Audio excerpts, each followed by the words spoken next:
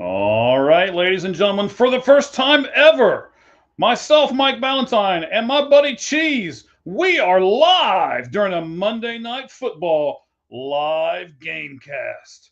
Can't wait to do this with you guys tonight. And before we get going too much, you know what we have to do? I know it's not a podcast, but we still got to do a little something. We still have to do the walk Are you up ready? music. 20 seconds start now.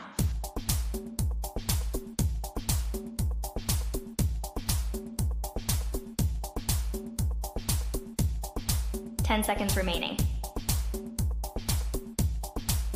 Peyton looks old. 5, 4, 3, Yeah, that Two. close up doesn't help. 1. Wow, that's a crazy stat.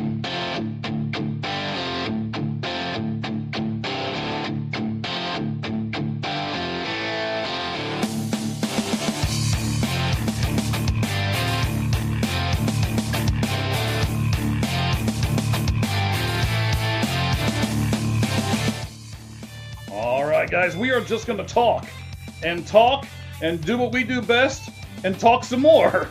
As the Monday Night Football game is going on, we're going to help you because you don't have to listen to Joe Buck or Troy Aikman tonight. You can listen to myself, the Cleat Geek Mike Valentine, and of course my buddy Cheese. We will plug each other's stuff. We are now a part of the All Gloves Off Sports Media Company. And tonight, we're doing Monday Night Football between the Cincinnati Bengals and the Denver Broncos.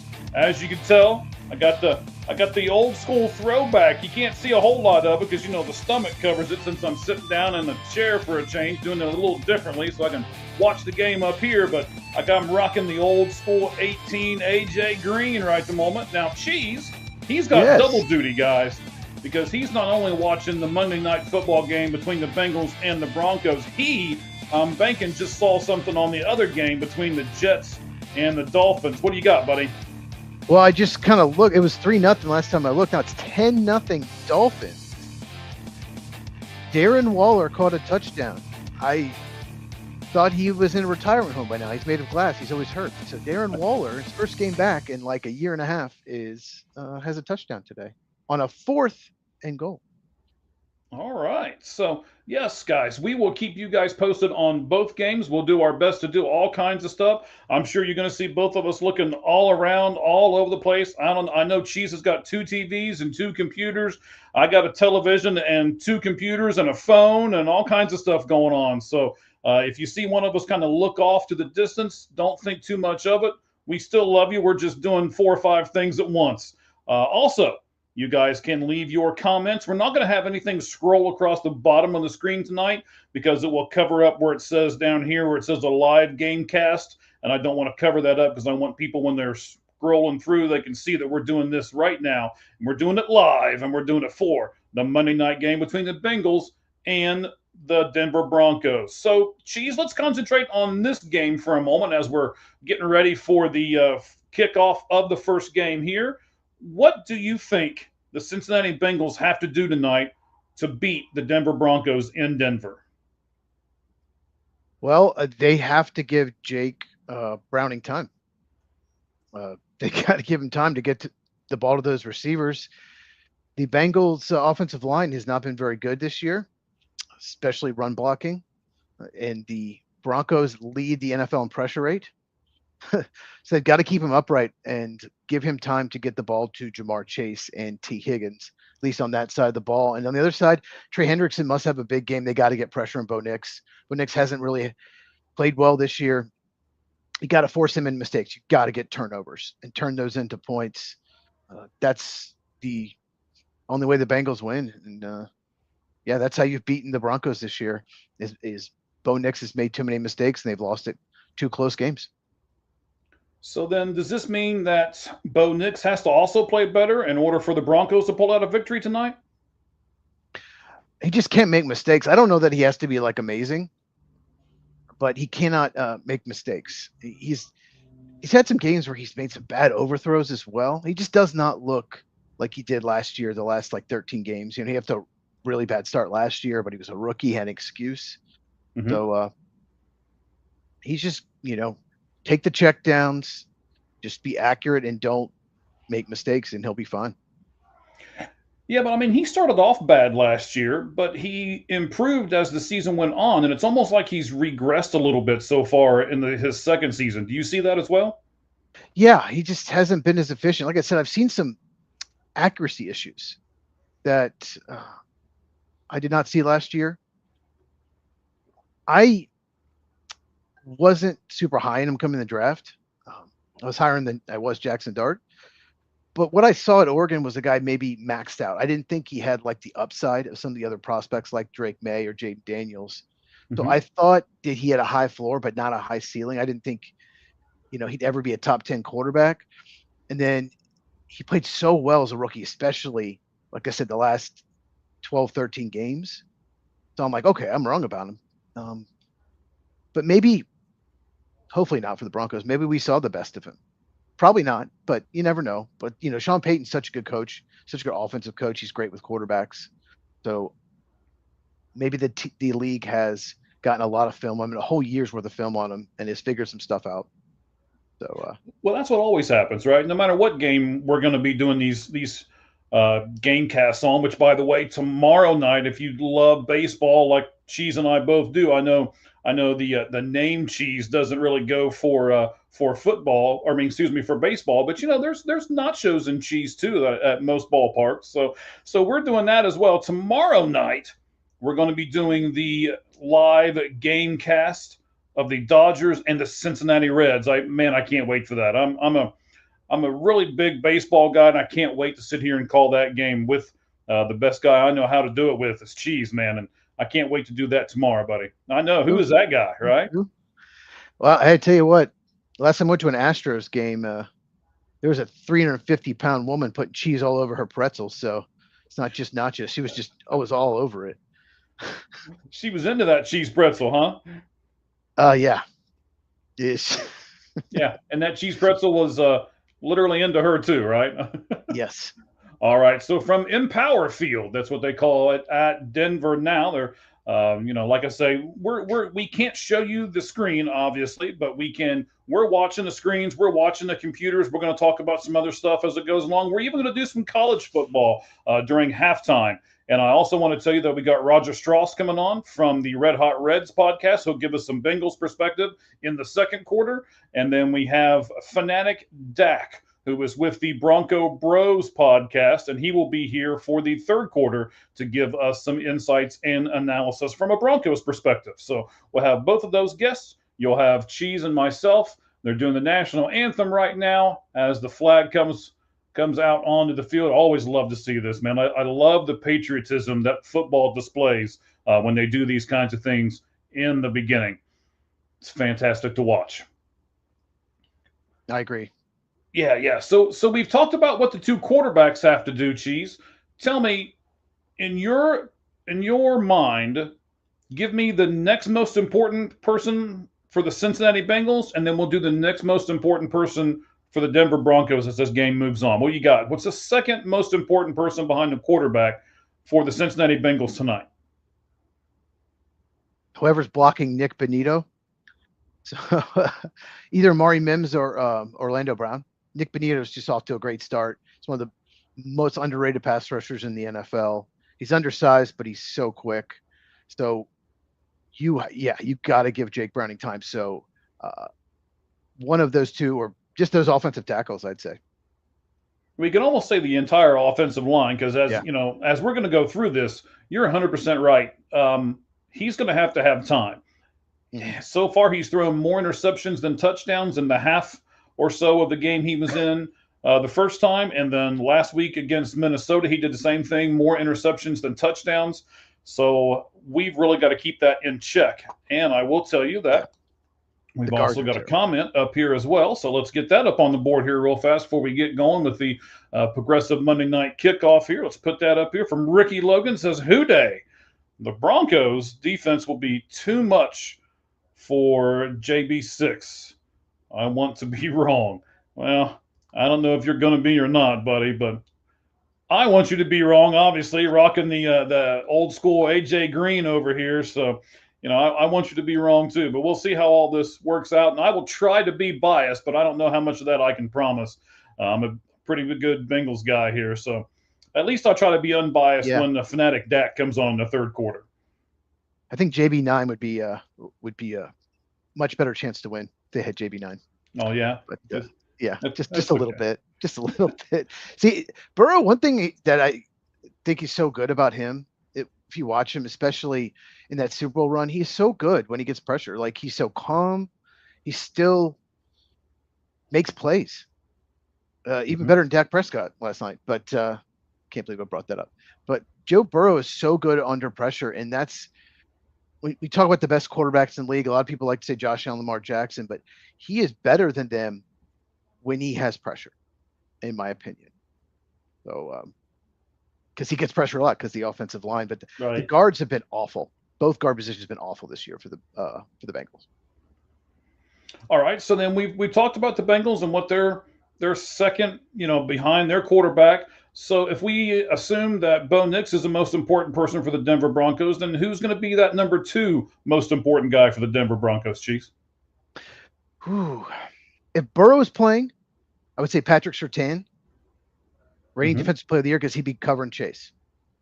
But since Burrow's not playing, I'm probably gonna say Garrett Bowles, the left tackle, another tackle, because he's got to block Trey Hendrickson. So yeah, Garrett Bowles, he's a very good pass blocker. Not so great a run blocker, but a lot of left tackles are much better at pass blocking. But he's probably going to be on Hendrickson the entire night. So I'll say Garrett Bowles. What do you think? I mean, you've got to put their receiving core in up there. And then the Bengals have not been real great at stopping the run. So, another Ohio State guy, Mr. Dobbins, is probably going to have a pretty good game. And I almost want to cheer for him because of all the injuries that he's been through and everything else. But this one hurts me a little bit because he's the Ohio State guy.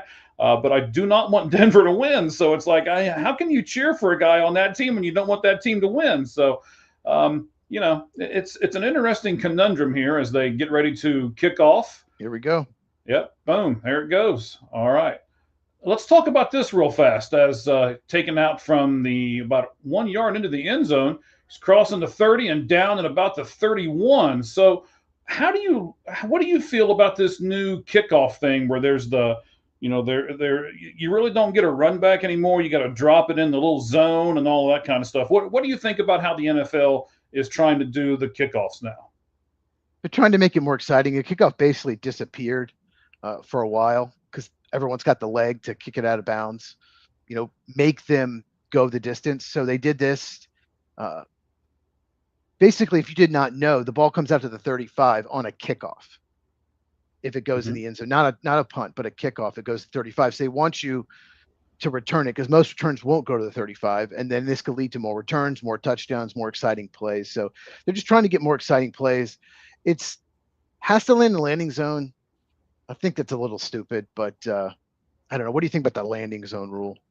Like it's between the 0 and 20. What? Right, between the 0 and the 20, I don't really like it. So there's one play already from scrimmage, flag. I didn't see what the call was, but it was against. I believe it was against the Broncos. So the Bengals are just going over all of their offensive players. Must not have been against anybody because it's still 1st and 10, and the ball hasn't moved. Yeah. So yeah, they're starting rookies at both guard spots. So that means Dalton Reisner is benched, which is good because he was playing terrible. Dylan Fairchild, he struggled at left guard, but he really athletic, real talented guy. And looks like Jalen Rivers, the late round pick rookie, is starting at right guard. Both of them are very athletic, but they need to get stronger. And it's sometimes the second year is the best year for offensive line. You get through a whole offseason, get stronger in the weight room. So they just tried to get the ball to Chase. He got tackled behind the line of scrimmage by Surtain, so that was a loss of 1 yard. Now we've got a second. Yeah, there'll be another flag. Does it look like one of those games where we're just going to see flag after flag after flag? Yeah, great tackle break by Chase Brown there. Got 10 yards pending flag. Oh, he's now okay. I can't hear them, but I guess there was no. They pick it up. Yeah, it looks like they picked it up. Yeah, like I said, I don't have it on. I've got everything on mute as well. Of course, the other game, as you already said, 2 minutes left to go in the second quarter. The Dolphins are still up 10-0 on the lowly New York Jets. What's crazy is the Dolphins defense is awful. The Jets can't score on it. Yeah. What is going on with the Jets? I don't know. I really thought they'd be a lot better than this. I mean, I didn't think they'd be world beaters or anything, but I thought they'd be better than this. So 2nd and 1, looks like the Bengals have picked up the first down, and they have. It's official, 1st and 10. 13:40 left to go in the first quarter. All of you guys are with us. We're getting close to the 50 number, so we appreciate you guys already jumping on board with us. You can put your comments up here. We will look at them, talk about them, read them. If you have a question about something that's going on during the game, feel free to click that comment button and put your comments up here. They'll be live with us right now as the Bengals have the ball on the 46-yard line. There's a run play. Number 30, Brown, takes the ball out. Looks like he gained about 4 yards. So the game plan is going to be get Chase Brown the ball, which makes sense. You can't get sacked with Denver's pressure, and they're really good corners. You can't get sacked if you hand the ball off. So that is definitely the game plan, which I get it. The problem with that is the Bengals have not blocked well in the run game at all this year. Correct. Yeah, so this is going to be a really good game. I'm glad we decided to do this one as our first one because the Bengals are 2-1, but they faced the Lions and the Packers in the next 2 weeks. I'm a little ahead of you. I forgot. Just so everyone know, I'm about 2 or 3 seconds ahead of Mike. So I was like, what? Actually, that was so there. It was so there. Oh my gosh. That's just a good. Great play with his safety. So they're getting ready to replay it here. God. So you got Chase going out. He's going on and then 22 puts his hand up. Just does get. There's Jones. I mean, that I have to say that's a good throw by Browning, but that's just a better play by Jones breaking that play up. Just a little late. If that ball's a second sooner, that's a huge play. So now, what kind of pattern was that Chase ran for that play? Did you just see that? Yeah, I'm watching it. Fade by Higgins. I don't know. I'd have to rewatch it to be honest with you. But okay, what a great job by Higgins. Great contested catch. Yeah, that guy has one of the, him, Fitzgerald, D-Hop. They probably got the strongest hands in football. Is there anybody else that you would put in that category, Cheese? He is literally being held. I can't believe they threw a flag there. He's holding on. He's got the front collar of his jersey, pulling on him and everything. He still makes the catch. Outstanding. But they're just going to have to do that with Chase and with Higgins. Just throw up jump balls to them. They're just going to have to because, you got to trust them to make the play. It's better than standing around waiting for them to, run these long, complicated routes and then get open. Well, there's a guy right there. I hope they get more involved today, Tinsley. I know, we've talked about him a few weeks ago on the podcast. You like him really well.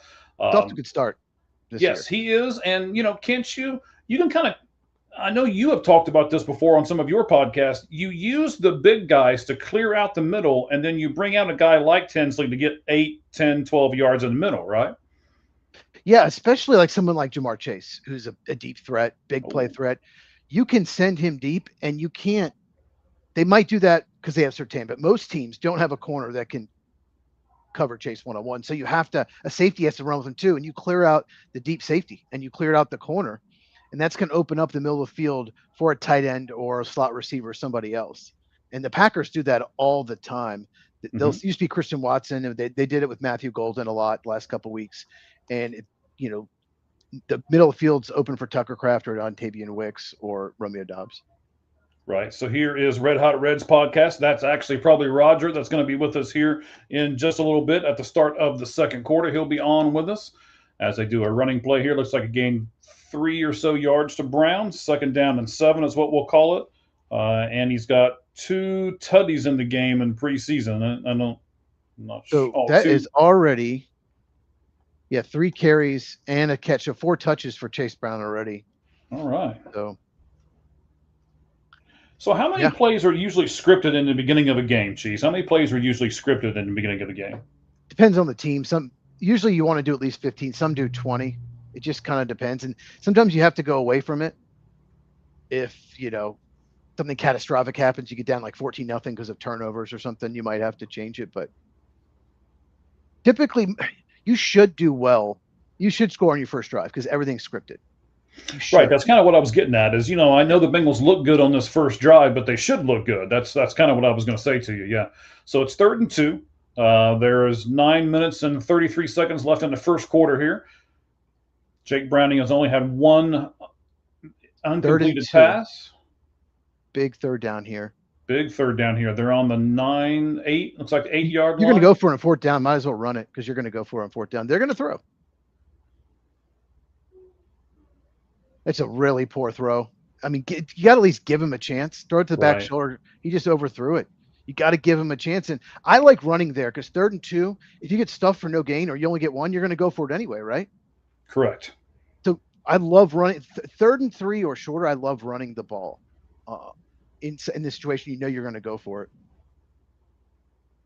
So are you a little surprised they're going for it this early? Or are they saying they're going to kick? Oh, no, they're going to kick it. You're not going to pull an upset on the road by kicking field goals. This is really stupid. This is just a stupid, stupid decision. But you're going to have some kind of points, right? I mean, you can't walk away with nothing here. The play call was terrible. The throw was terrible on 3rd and 2. If you run the ball and get it, fine. But even if you just get 1 yard, then 4th and 1, of course you're going for it. I just don't understand first 18 plays. Yeah, it just depends on the team. But yeah, a lot of teams, 15 is kind of the number you hear a lot. But I'm shocked that he took 9 minutes, 8 seconds to go. It's 3-0 Cincinnati. So we got another comment up here. Sorry, but I'm not trying to interrupt you. No, go ahead. I'm looking all over the place. So I look at you for a second. I look at the TV. I look at the other computer. So I'm not always looking at you, buddy. So it says all praise to Zach Taylor from Ricky Logan. I'm thinking that's sarcasm, but okay. So why would you have gone for it there instead of kicking the field goal? Give me the pros as to why you would go for it in that situation.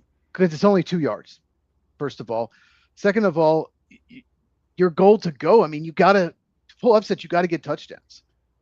If I'm, at home and I'm the better team, like for example, this was Buffalo, New Orleans. And Buffalo was 0-0. I could see them kicking the field goal. They wouldn't. With Josh Allen, they wouldn't. But I could see them because we're at home. Let's just take the points. But you're trying to pull an upset on the road, and you're moving the ball and at least running the ball somewhat well. 3rd and 2, just run the ball and then play off the 4th down. Yeah, we figured. Yes.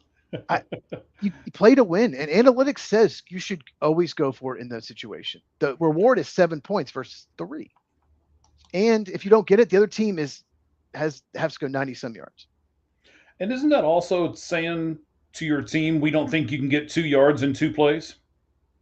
Yeah, I just don't. Yeah, it does. I mean, I guess I like doing it early rather than late if you're going to do it too early in the game. But I thought for sure 3rd and 2 and you end with a field goal after this really good drive. They're not going to win this game kicking field goals. Well, unless they can keep the Broncos from not scoring at all. Yes, the Bengals defense is, let's count on that. The Broncos have scored a lot of points this year. Let's see.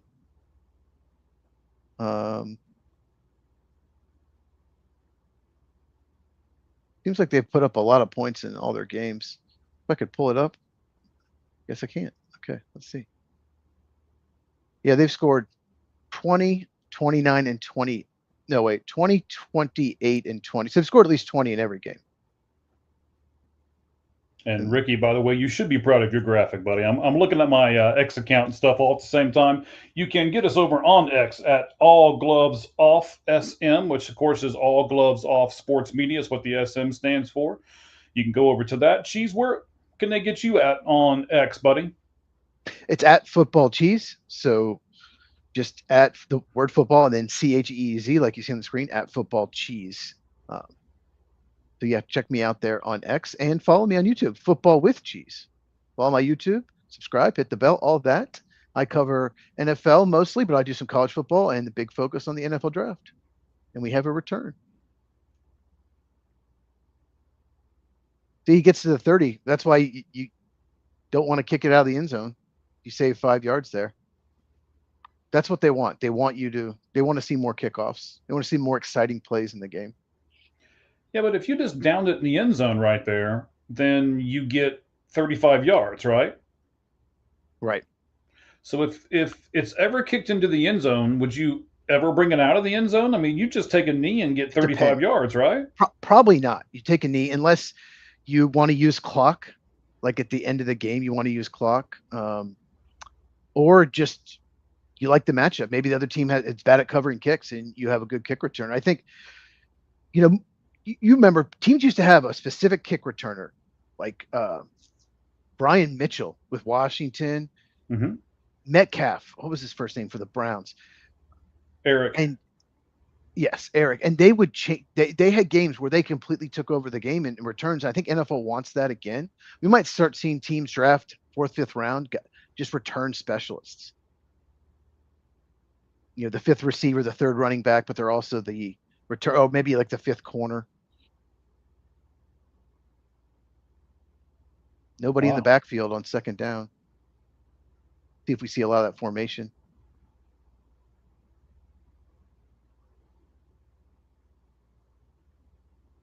That was a good catch on the low throw. It was a good catch on the low throw, so I was going to say the same thing. And was that Mims? Yeah, Mims is out there, 98. I see him. Yeah, that's Marvin. It was Marvin Mims. Oh, no, wait, 98 Slayton Jr. I'm sorry. It was Mims.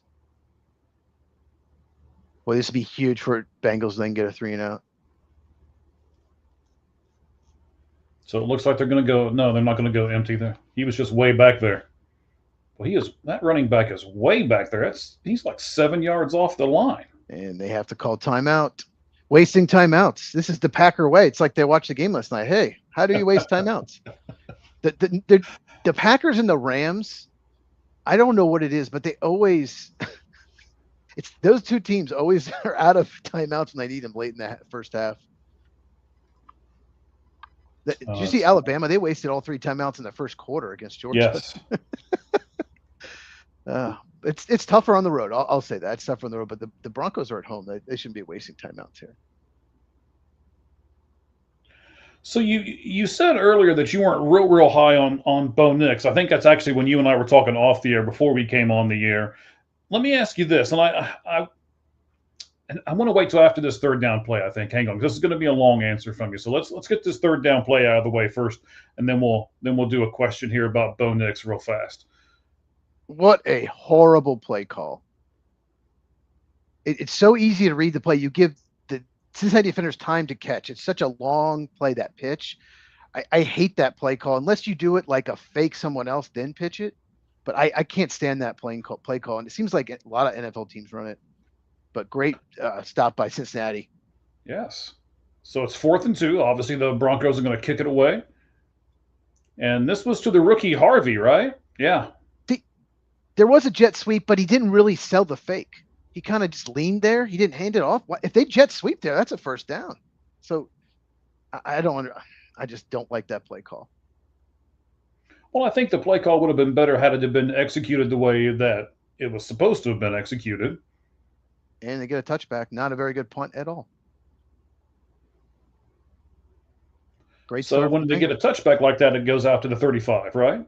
Yeah, so the Jets are down 10-0 and trying a 58-yard kick with 2 seconds to go in the first half. In the other game, let's see if he's got it. Ooh, he's got it.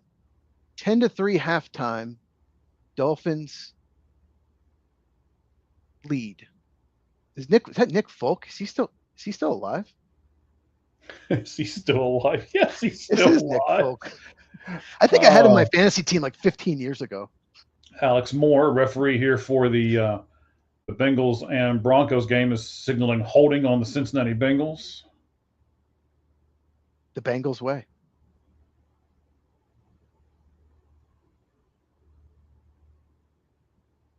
I should put the closed captioning on. Oh, well. Yeah, I never thought about that, to be honest. That's probably a smart thing we maybe want to do for tomorrow's game cast that we'll be doing with the Dodgers and the Reds tomorrow. We're going to be doing this again. So So the over 50 people who are with us right now, you can tune in again tomorrow if you love baseball as well. Here's my question for you about Bo Nix, right? I know we switched over to the Bengals here, but we can do this while there's a commercial and stuff on them. We don't really have to pay attention. So I'm going to give you a statement. You tell me if it's fair. The Auburn Tigers haven't done much of anything since Bo Nix has left the program. Well, they haven't. But I don't think he actually wasn't that great at Auburn. It's No, when he he went to was not. Oregon, he wasn't. I remember watching him at Auburn. There was one game, I can't even remember who they played, and I'm thinking this guy is going to be undrafted. He's athletic, he's got an arm, but he doesn't have the accuracy. He doesn't have the decision making. He's not going to be drafted. Then he goes to Oregon. I was still skeptical, and he was fantastic. I think he had over 60 career starts.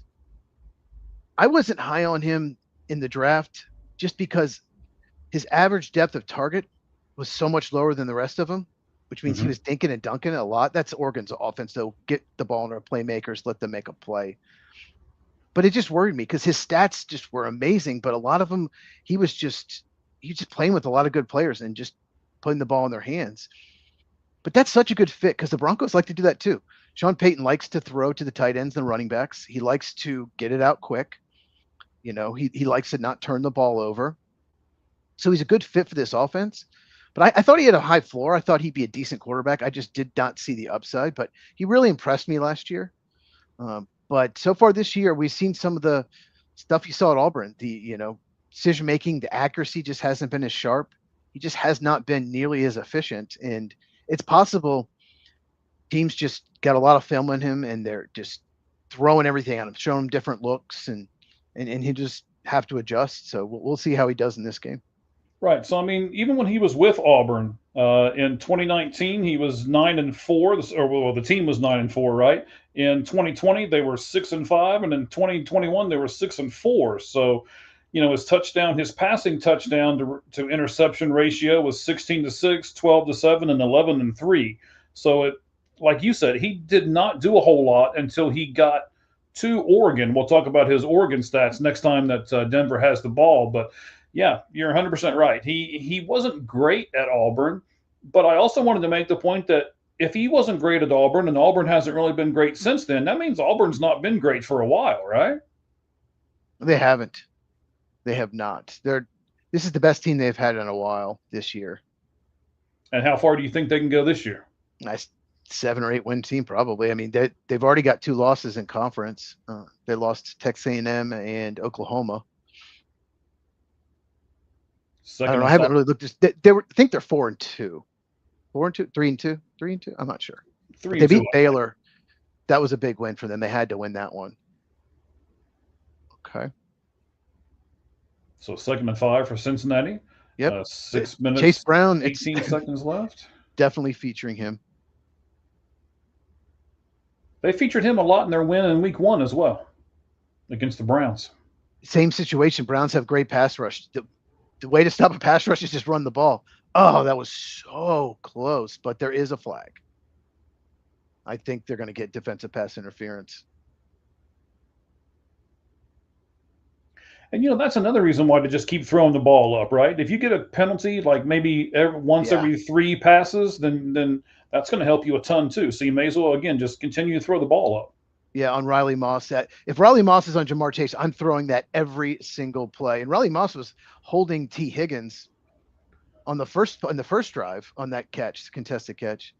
Yeah, Riley Moss is definitely not the best corner on the Broncos. So yeah, right there, clear holding. I know you're a few seconds ahead of me, but he's got a hold of the sleeve. He's clearly holding him. So yeah, they got Surtain back on Chase on this play now. I get that. Imagine that.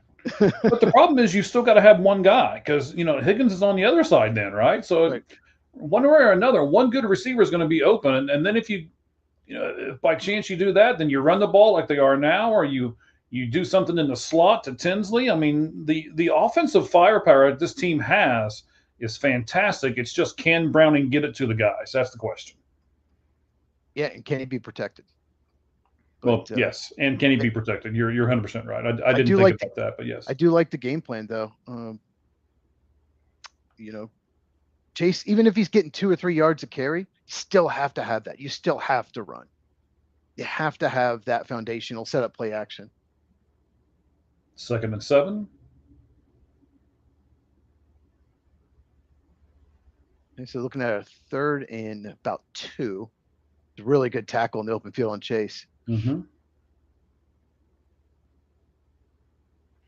Now, how do you like this? Now, okay, this gets on my nerves, and we're probably going to have a little bit of a long conversation about this for a second. But okay, so the guy tackles Chase. It wasn't a bad tackle, wasn't a hard tackle, nothing really illegal about it, right? Yeah. And then you see him kind of laughing and joking. People on the Broncos laughing and joking with people on the Bengals team.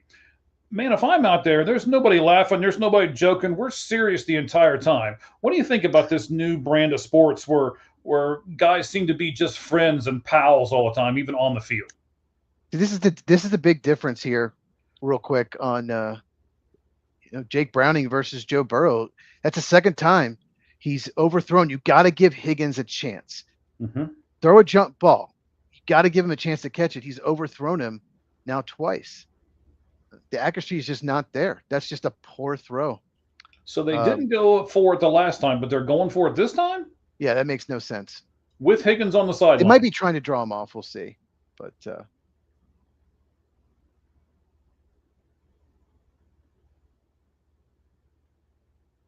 yep, and it worked. Interesting play. And it worked. Yep. There it is. Oh, I forgot I'm ahead of you. No, it's okay. It's okay. 52 came over. I saw it. You're good. Yeah, not, that is Jonah Ellis. Second-year it's guy not from my Utah. fault that your TV's ahead of mine, so we're good. That's I will Jonah tell Ellis, you though, buddy, we got over 60 people watching us right at the moment, so this is turning out to be good. 4 minutes and 30 seconds and left in the first quarter, and we're creeping towards 100. So I like this, man. We're doing good. Yeah, Jonah Ellis, he was a stud at Utah. Remember watching him play because I was looking at pass rushers big time for last year's draft for the Packers. Now pass rushers in TSU, but false start. Oh, they called false start. I guess the center Ted Karras moved. Now you have to punt. Wow, that sucks. So I wonder. I didn't see the play well enough. I wonder if he moved or if he moved the ball too much. I saw where that's kind of coming into play now, right? That happened a few games this weekend where they're claiming that the centers are grabbing the ball and moving it either forward, like if it's right by the end zone, or backwards or something like that. Do you know, Cheese? I'm sure you do. What's the actual ruling on that? You can't move the ball forward. It's a crackdown this year. But I don't know if you remember when I was a kid, like all the centers would do that. Like every play, especially goal line plays, they'd move it up. That's just what they did. But now they're just cracking down on it. Yeah, there were a few calls I saw this weekend. Oh, look at the blood. Yeah. I'm surprised there's not more blood on hands. Center in the NFL, right? Yeah. But all right. So the Broncos are about to get the ball back. So let's go back and talk about Nix for just a second. What you said earlier, and we were talking about his college days, was 100% right. He threw 16, 12, and 11 touchdowns each of his 3 years at Auburn. Then he goes to Oregon, throws 29 touchdowns his first year at Oregon with only 7 interceptions, and then just blows everybody else out of the water in 2023 and throws 45 touchdowns to only 3 interceptions. Now, looking at just those numbers, I have to ask, you're the big analyst, I'm not, and I'm not trying to act like I am. You're smiling already. So why were you not high on Bo Nix coming out when he made that kind of adjustment when going to Oregon? Well, a couple reasons. One, I remembered the Auburn guy. And he just had a lot more talent around him. He had Tez Johnson, and he had Troy Franklin, who's on the Broncos as well. He had Jordan James, running back. Just had a ton of talent, a great offensive line, and just a ton of talent around him. And what I noticed, I really looked at those 6 quarterbacks. There were 6 quarterbacks drafted in the top 12. Obviously, Caleb Williams, Jane Daniels, Drake May, J.J. McCarthy, and Michael Penix Jr. Of all of them, his average depth of target, which is, basically your average how far you throw the ball on every single snap, was so much lower than the other ones. And I just watched him in Oregon. A lot of his throws were easy. A lot of his throws, you and me could make. Like seriously, like a lot of them are easy. So I'm just thinking it was the system, and that he was a system guy, and that's why he had success more so than the prospect. Even though he's a big arm and very athletic, high character guy, smart dude. But I just saw a lot of inconsistency, a lot of mistakes at Auburn. So I thought he was more a system of the Oregon system type of guy. But he played really well. Like I said, yeah, he moved the ball. Looks like he moved the ball. I don't know though, man. That was a tough call. So, but Sean, like I said, he's a perfect fit for what Sean Payton wants to do on offense. Like his style, he won't fit for every offense. It's like Brock Purdy. He would not fit in a lot of offenses, but Shanahan, absolutely. That's a little dangerous there. I was gonna Yeah. say somebody's gonna smack that ball out of his hand. Then I saw him do it. Yeah. Well, that's late. You got to be careful now. They're cracking down anything after the whistle, like taunting. He's got to be careful. He's not going to Wilson. He's not going to get a penalty.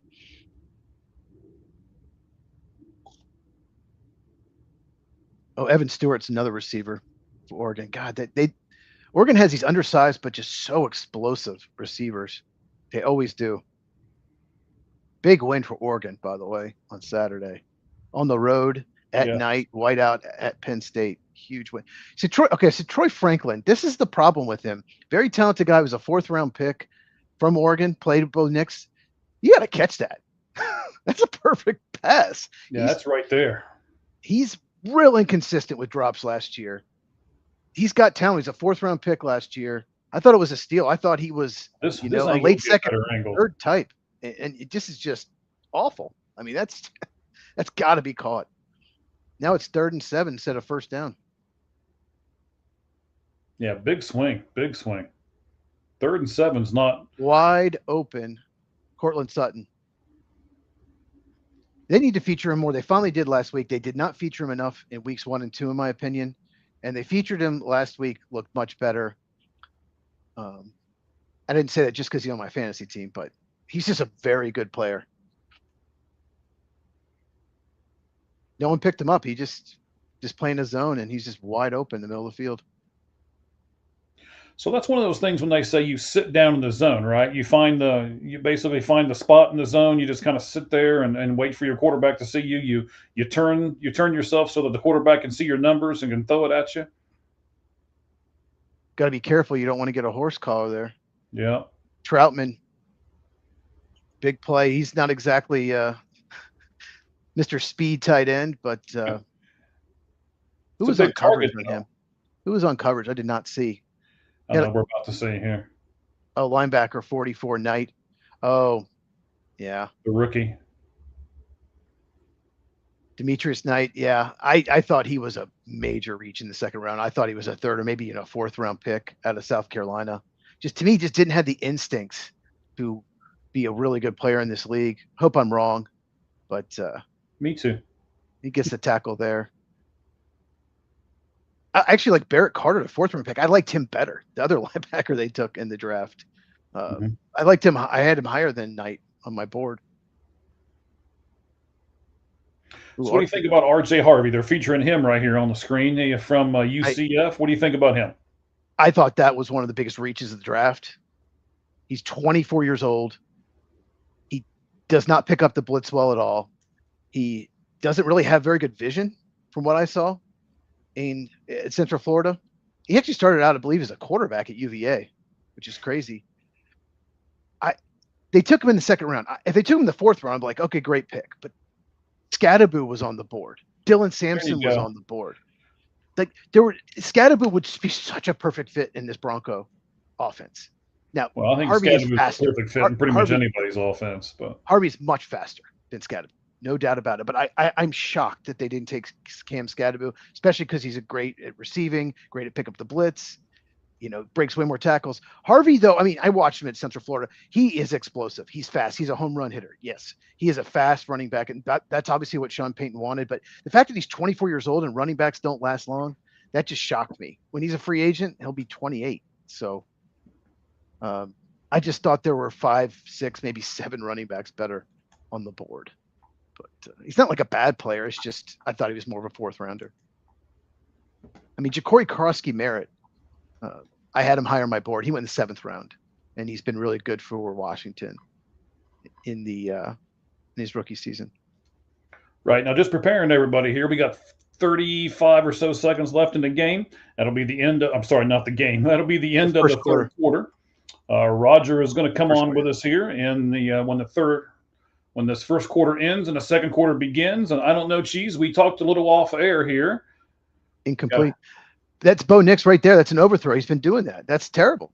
It's you got to give your receiver a chance to go up and get overthrows. Browning's been overthrowing people. Now Nix is overthrowing people.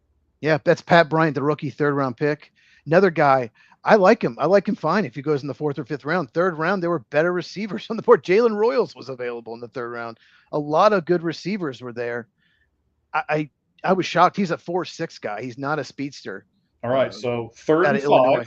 What do we do here if we don't pick up the 3rd down? Well, and that's what Bo Nix can do. He is really athletic. You know, that's tough call. It's tough to spy a guy in the end zone. If you spy, then you have one less guy in coverage. So, yeah, great play by Nix. He can do that. Jackson Dart made a play like that for the Giants against the Chargers.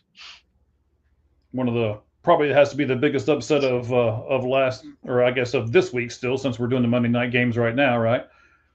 So look what happened. 2 guys went to Marvin Mims Jr. in the middle of the field. 2 guys ran to him. Yep. And when they did that, Nick saw that, and there was no one to tackle him. All right. So the Broncos 9 plays, 64 yards, took them 4 minutes and 7 seconds, and here's the extra point. That is good. Go ahead, Chiefs.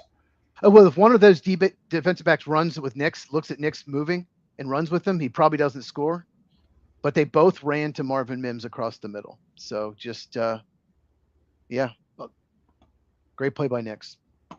All right. Now, for those of you who are with us here, I mean, we're over 70 strong right at the moment. We appreciate all of that. We are, this is a long time for us to sit behind a microphone here. So we may have to, one of us may have to get up and empty out our bladders every once in a while or something like that. And I know I'm going to have to eat dinner at some point. Yes. I was going to say, I know Cheese hasn't had dinner yet. I woofed mine down earlier here. I know it's a few seconds early as well, but I'm going to go ahead and bring Roger Strauss in, buddy. Hey, Roger, how you doing, man? Hey, life is good. How's everything for you guys? Hey, we're doing great, man.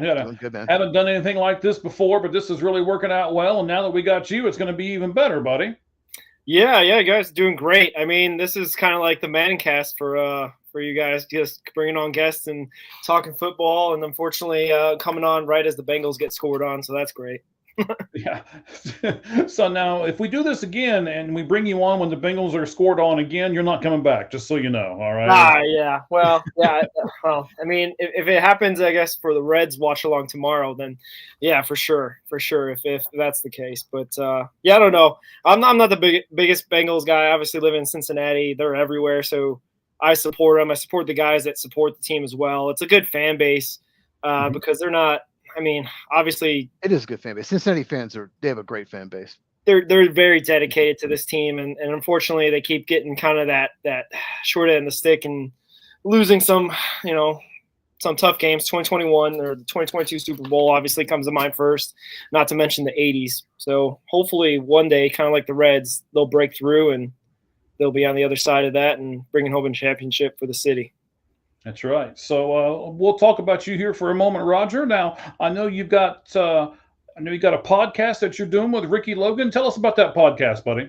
Yeah, it's the Red Hot Reds podcast. We are going strong. We're feeling good because we're bringing that Tito magic. This is our first year doing the podcast, but we're 1 for 1 for being a playoff team. So we're looking to continue our coverage. We got a interview with our first player of the Reds organization, a guy that plays for the AA team in Chattanooga, who had an all-star year and is going to be participating also in the Arizona Fall League, Mr. Trevor Kunsel. So look for that. We're going to debut that tomorrow before your guys' show, so there's no conflict, probably around 8 o'clock or so, because you guys go on 9 o'clock our time, I believe.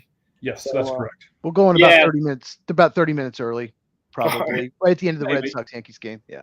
Oh yeah, you got the red stuff. So we're gonna debut that for sure, so that way we don't conflict and get that out there. He was a really good interview. His story is great, so check that out. I mean, he went from being a college shortstop and second baseman to a relief pitcher in his sophomore year, and then now has been a relief pitcher and been like adding pitches, been basically moving up. He was cut by the Rangers, and now he's with the Reds organization, and he made it out of camp and spring training this year, and now is with Double-A Chattanooga and had an all-star season. So shout out to Trevor. He's had a really good journey so far, and hopefully he keeps continuing and building on that success. I tell you what, I want you to do here, Cheese. Now, are you gonna duck out for a second and go grab yourself something to eat, or are you gonna stick with us for a minute? Not quite yet. Real Not quick quite before yet. that, I just have you guys ever been to AT&T Field in Chattanooga to see the Lookouts? No, but they're getting a new stadium. I think they're moving from okay. AT&T, and they're going to Erlanger. They've been building it up because this was the last. They went to the playoffs this year, and they had their last game, I believe, in AT&T. But it's a really nice stadium, from what I can tell from all the highlights and stuff like that. I can't say I've been there personally.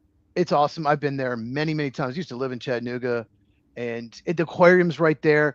It's downtown. It's the nicest area. It's just such a cool stadium because you can see the highway and the whole city. Right, it's just awesome. I can't believe they're getting a new stadium. They already built the new stadium not too long ago. I don't know what they're doing, but it's a real fun place to watch baseball. Nice, yeah. Well, I'll try to get down there. I know I live close to Dayton, so I usually go and watch the Single-A affiliate Dayton Dragons a lot because it's about 30-40 minutes from my house. So that's kind of my minor league team of choice. Yeah, I remember watching Pete Rose Jr. play for Chattanooga. That's nice. He was hitting about 200. Yeah. Yeah, I don't think he got past that level, to be honest with you. He was hitting ninth, I believe. Yeah. Well, I mean, that's how Pete Rose got his chance too, right? It was a favor to somebody, and they signed him and all that. And I'm sure Pete Rose Jr. was a favor to Pete, and they were crossing their fingers. But I guess we can't go 2 out of 3 in Meatloaf terms, but 1 out of 2 wasn't bad either. Yeah, and actually tomorrow is going to be the 1-year anniversary of him passing. So he'll have that too. We'll be debuting our new Substack tomorrow with the Red Hot Red Substack, which will hopefully just be like our exclusive content and articles and whatnot that we'll be doing, interviews, and we'll be covering the Arizona Fall League as well going forward because Trevor, now a friend of the show, he said that he'd be able to give us some insight in what's going on with the team because we got a bunch of guys that are representing us that we're really excited about. Alfredo Duno is going to be there in Arizona. One of our favorites, Cam Collier, is going to be there representing. Obviously, Trevor.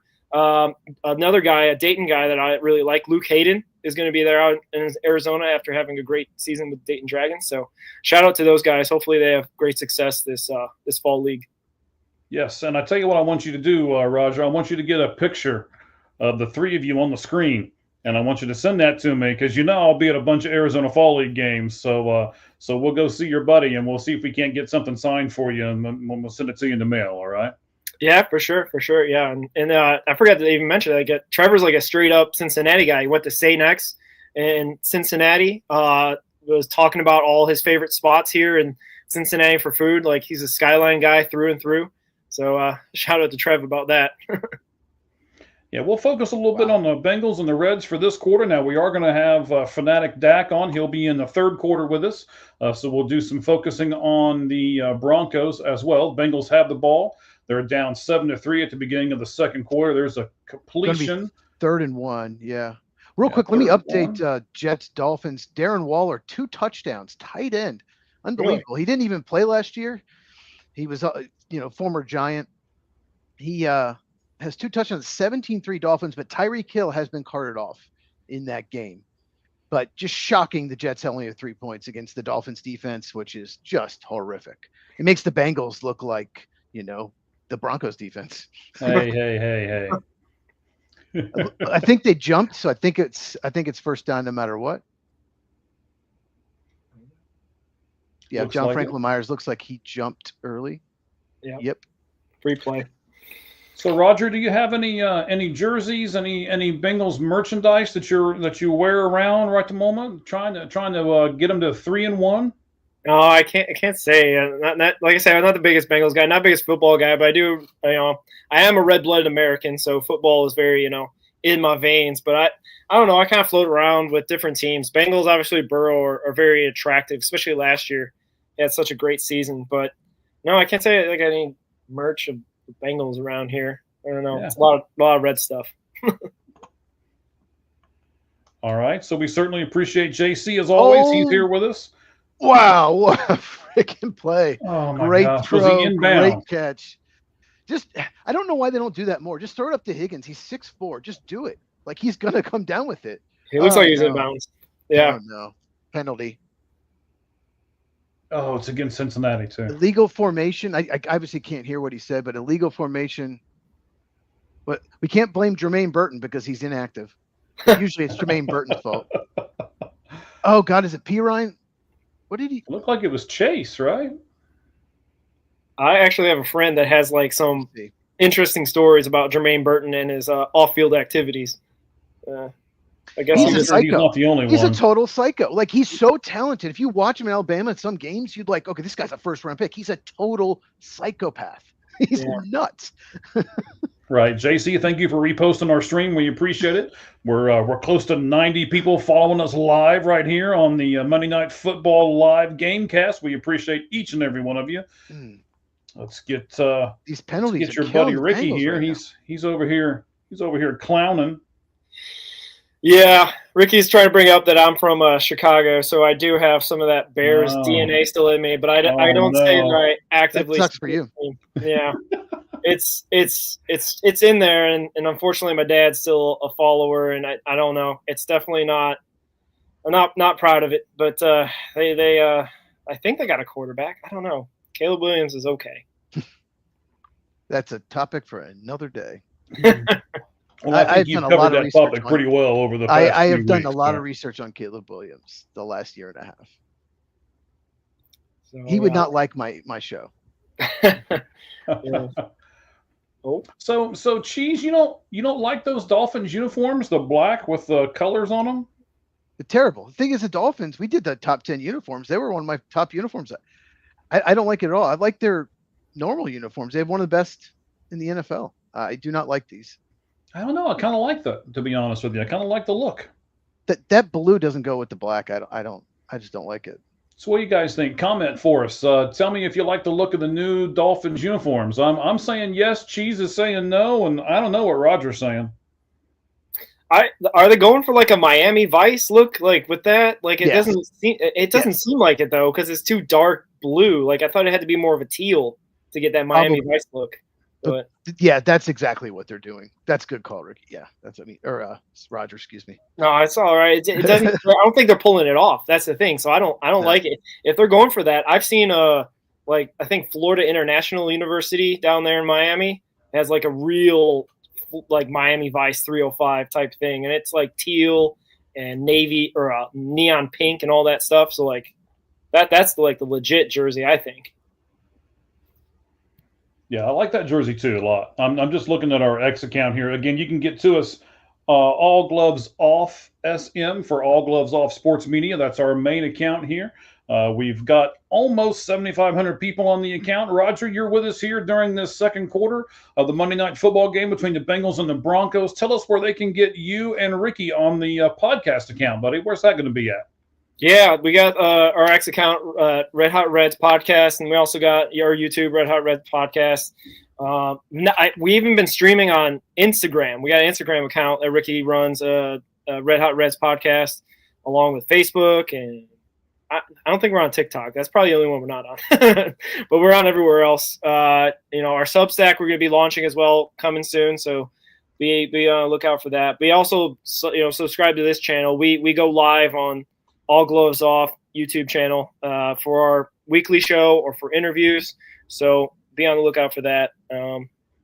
Ricky's saying that the real Miami team is the U.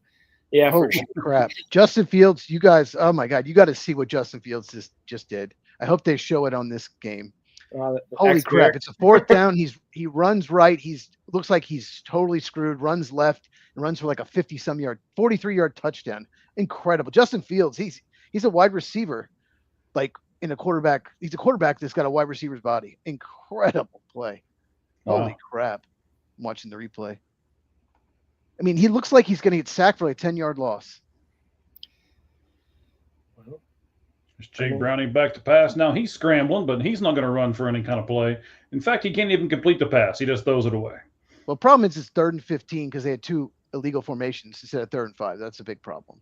Well, actually, the big problem was bringing that T. Higgins play back. Yeah. The 17-10 Dolphins lead now after the touchdown by Fields. Vince Joseph, definitely one of the better defensive coordinators in the NFL. He loves bringing pressure. He'll bring blitzes. He'll put his corners out on an island to play man to bring pressure. When you got a couple of the good corners that Denver has, though, you can do that. If you don't have good corners, you can't really do that. Correct. You got Browning out of the shotgun. And are they going to get a 3rd penalty for delay a game? That'd be the 3rd penalty in this series. Quick update on the Dolphins. I know everybody just wants to hear Dolphins news, but Tyreek Hill apparently has a very bad leg injury, does not look good. And I would, I would shop him. But he might be out for the year now, but I would have traded him last week, the week before. Just you're not going to win this year. Get draft picks for him, but apparently it does not look good. They do not optimistic that he might not. It just says it's very likely out for a while, if not the year. But I mean, he's kind of been working with off some injury as well from last season, right? Forget what, knee injury or something like that. So like, I don't know if he'd get anything for him, or at least anything. Oh, you get something for him because he's so talented, even though he's got off-field stuff. So that's a great play by Chase. The problem is, it's 4th and 10. Those penalties just killed this drive. Yeah. Yeah, they got a punt. They're only the 49. You can't go for 4th and 10. No. I tell you what is crazy to me is all of this baseball news on Twitter right at the moment. I mean, I know I follow a lot of baseball accounts, but you got 2 Monday Night Football games going on right now, and my Twitter timeline is full of. Are they going to get another delay? This isn't the worst delay game. It just gives the punter more room. Yeah, I'll say it might be purposeful. But still, like another penalty. Rack them up. What news are you getting, Mike, on your timeline? Are you just about the playoffs? This is Joe Kelly will throw out the first pitch tomorrow in Dodger Stadium for Game 1.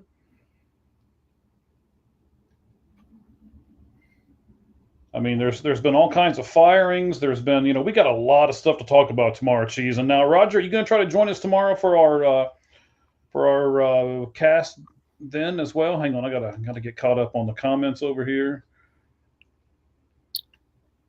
Yeah, I could probably join you late. I got something going on in the evening, but probably late because that game's going to go till midnight Eastern or thereabouts. Yes, it will. It's out there on the West Coast where you're at, Mike, or close to where you're at. So 2 very attractive managers available, Bob Mellon and Bruce Bochy. But we can talk about that tomorrow. I'm actually looking forward to asking you about the Reds farm system, Roger, because I'm a really, really big fan of minor league baseball. So I'm looking forward tomorrow to ask you about some of the prospects. Shoot, yeah, for sure. We like to actually specialize or at least try to dig deep into our minor system because, I mean, being a smaller market team and obviously a lot of teams outside of Los Angeles, Chicago, and New York can really consider themselves, like small market. I mean, you kind of live off of your farm system at times. I mean, I think I saw a stat. I feel like I'm talking about Miami, and Ricky and I always talk about the Marlins for some reason. But if you take away Sandy Alcantara from their payroll is $50 million, and Juan Soto makes $60 or $55 million or $61 million a year. So that's baseball, man. Don't have to really spend a lot. And the A's and the Marlins make money. Their owners make money. They could put it back into the team, but they don't. And that's a problem for another day. Me and Mike will definitely talk about that in the all season. Yeah. I mean, the Reds make money too. So it's not like it's just they're a bit Pirates make money. Yeah. Yeah. Well, yeah, I'm glad you brought the Pirates up because I was getting ready to. I mean, basically what the Pirates said today is mediocre is okay. You've got all these teams firing all these managers. The Twins fired Rocco Baldelli today. I mean, there's Dave like Martinez 5 or 6 managers who have been fired today. Bud And Black, Dave Martinez available, Yes. David Ross. Like there's so Yep. many good managers so available. many good managers out and you there. keep Kelly. And that you his name? keep Yeah. Kelly. Yeah. How long was the extension? It was not, I can't find anything that says how long the extension is, which tells you it was probably way too long. The manager stuff kind of gets a little into murky waters. They really don't publish that. When David Bell got his 3-year extension, they really didn't even put the money out. Like everyone had to kind of guess what he was getting Mhm. back in 2023 or whatever it was. So like it's kind of like a thing where, I mean, it's probably not contributing to the payroll. So you probably could just really overpay for a manager or underpay a manager, and no one's going to know the difference. Well, the Cubs. Did you see overpaid. any of you guys see the video today where the sideline reporter lady was talking to Bears head coach Ben Johnson, and she's like, "Oh, you got to change what you're doing," and he looks at her and says, "You think?" When did this happen? I believe it was at the halftime when how they come out and they usually have. Oh yeah. They usually make him stop and talk to the little cute reporter in the skimpy dress for like 30 seconds or so. Yeah, I believe that's what They're showing the happened. play Okay, now. so Check it out, Mike. Check this play out. Okay, I'm It's looking. incredible. This is like Michael Vick. Even has the like- same number. Look at this. Great block downfield by 89. Yep, I'm not even sure who that is. blocked him Outstanding twice. block. Yeah. The Jets needed Oh. that so bad. And Dolphins are driving again. All right, there's Bo Nix. He's at first No, and he's 10. out of bounds. Okay. Oh, no, they did. They said he caught it out of bounds. That's interesting. I don't think he was out of bounds. He didn't catch that. He was wide open, so he didn't have to get close to the sideline. You know why they wear that 5280 on their helmet? You know what that means? No, I do not. I was going to ask eventually. It's a mile high. Yeah. Was It's a feet above sea level. Oh, It's mile high. Okay. Yeah. They put it on the Nuggets like court all the time. Yeah. And they have jerseys. They have 5280 jerseys as well. Yeah. I don't know much about NBA, but if we're gonna talk NBA, I can talk Nuggets. That's the one team I can talk about. okay. Big Jokic guy. Nice. Oh yeah. Oh yeah. We probably won't talk too much NBA because I don't. The game has changed so much since the game that I knew back when I was. I won't say a kid because I'm not sure if the NBA was invented back when I was a kid, but at least back when I was younger. So, I mean, now it's just run, shoot, and run, dunk, and that's all it is. There's no it's dunk or defense. take There's a no three. nothing. Everyone just takes threes. Yeah. Mhm. I was a kid when Jordan was like in his prime, and that was fun to watch. It was fun to watch in the 90s NBA, and it's just not fun anymore. Not nearly. Look, Cortland Sutton, but they got to get him the ball more. He's just really good. But they've also not targeted the tight end, Ingram tonight. Is that a problem for the Broncos? Chiefs? Well, Trockman, whatever. The backup tight end's gotten some looks, so it could just be offsides on Miles Murphy. God, what a disappointing player, Miles Murphy. He just has not been very good at all. First round pick out of Clemson, and that's you see the flag, you're like, all right, it's going to come back. Nope. Yeah, no, offside. Yeah. So now let's talk about this for a second. It looks like Sean Payton calls the offensive plays. Is there an offensive coordinator? Does Sean Payton call the plays? And what do you guys think about the head coach calling the plays on the offense? Joe Lombardi is the offensive coordinator.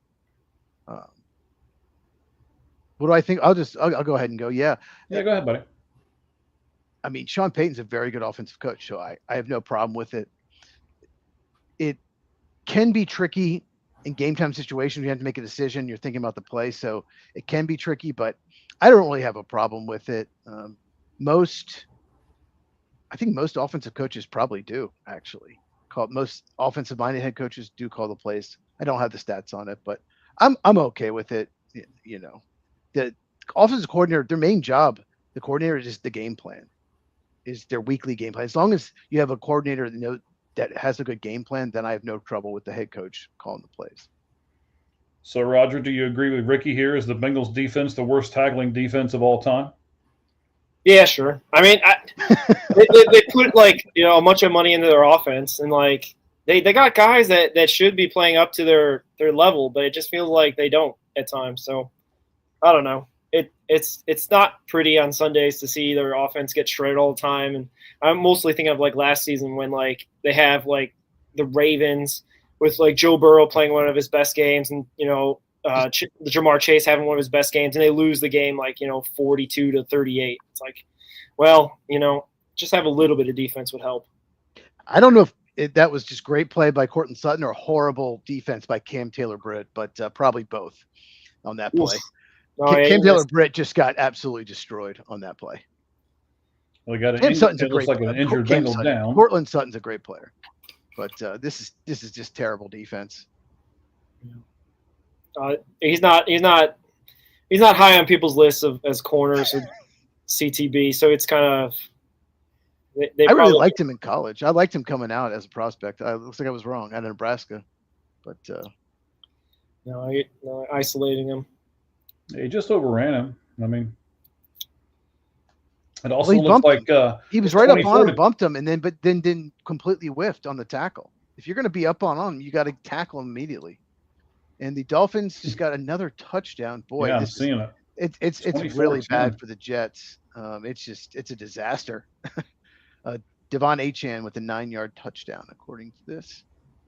So there's an injury timeout on the field. We're in the second quarter, 9 minutes and 5 seconds left in the game here. Cheese, Roger, if the Broncos score a touchdown here and go up 14-3, is it already pretty much over for the Bengals? I mean, knowing that they've got a backup quarterback and haven't looked good so far in the first half?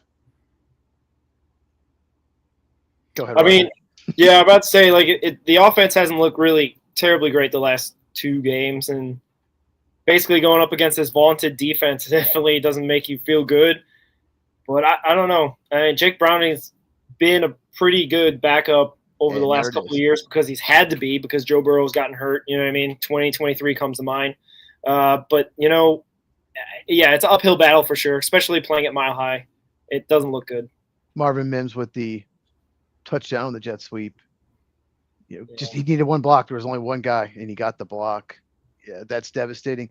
Yeah, to answer your question, Mike, because the Bengals' game plan was to run the ball and control the clock, and they can't do that now when you're behind 2 scores.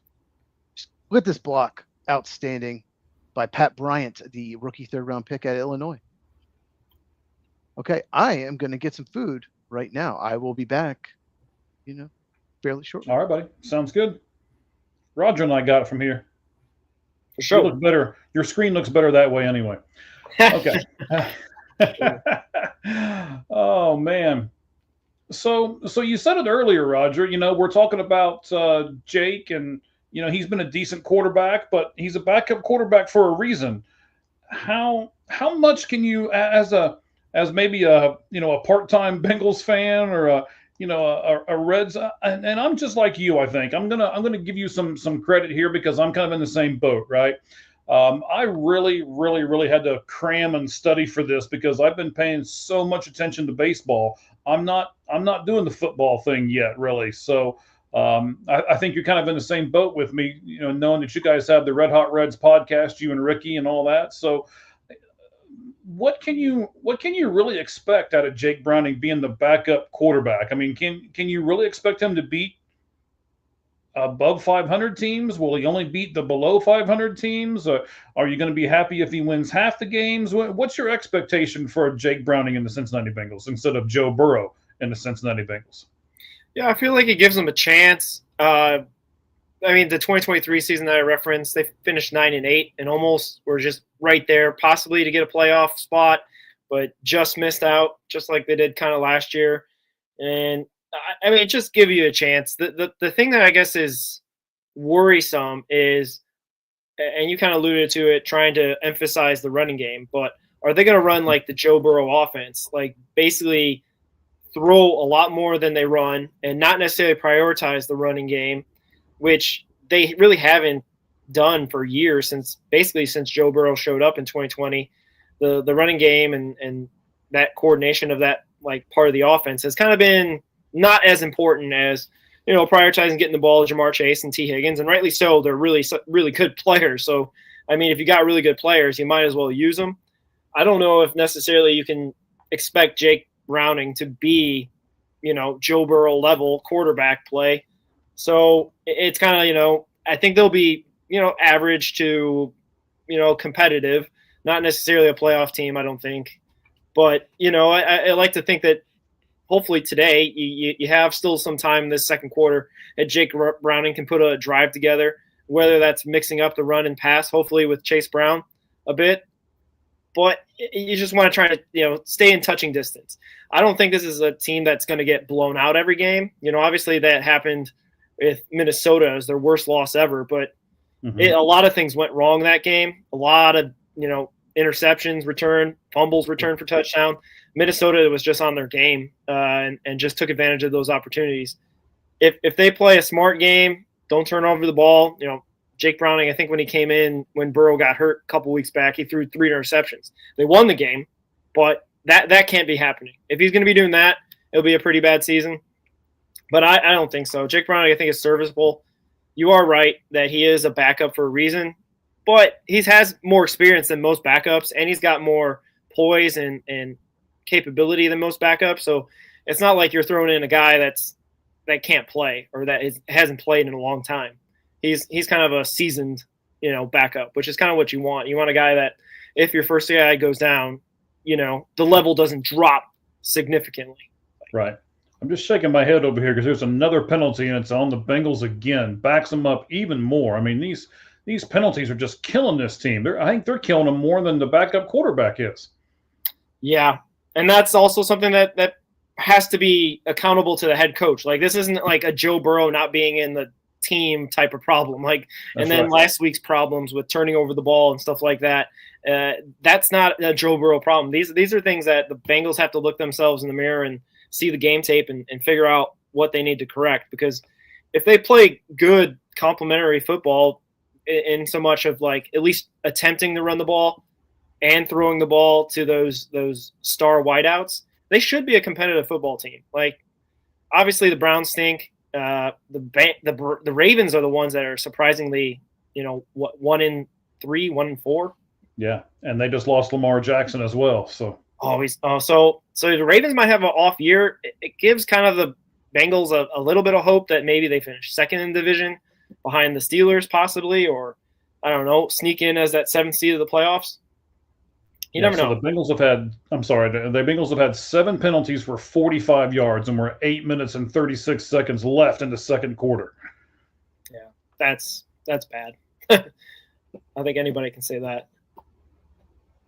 Goes another long pass to T. Higgins. He can't pull that one in, and now it's 3rd and 10, and they're backed up on like their own 11-yard line. I don't agree with this whatsoever, Roger. I don't know if you're, how much of this you're following along with, or if you're watching the game or whatever you're doing here, but why are you throwing 30 and 40-yard bombs? They've basically thrown 2 long passes, the first 2, like they're not even trying to get a first down here.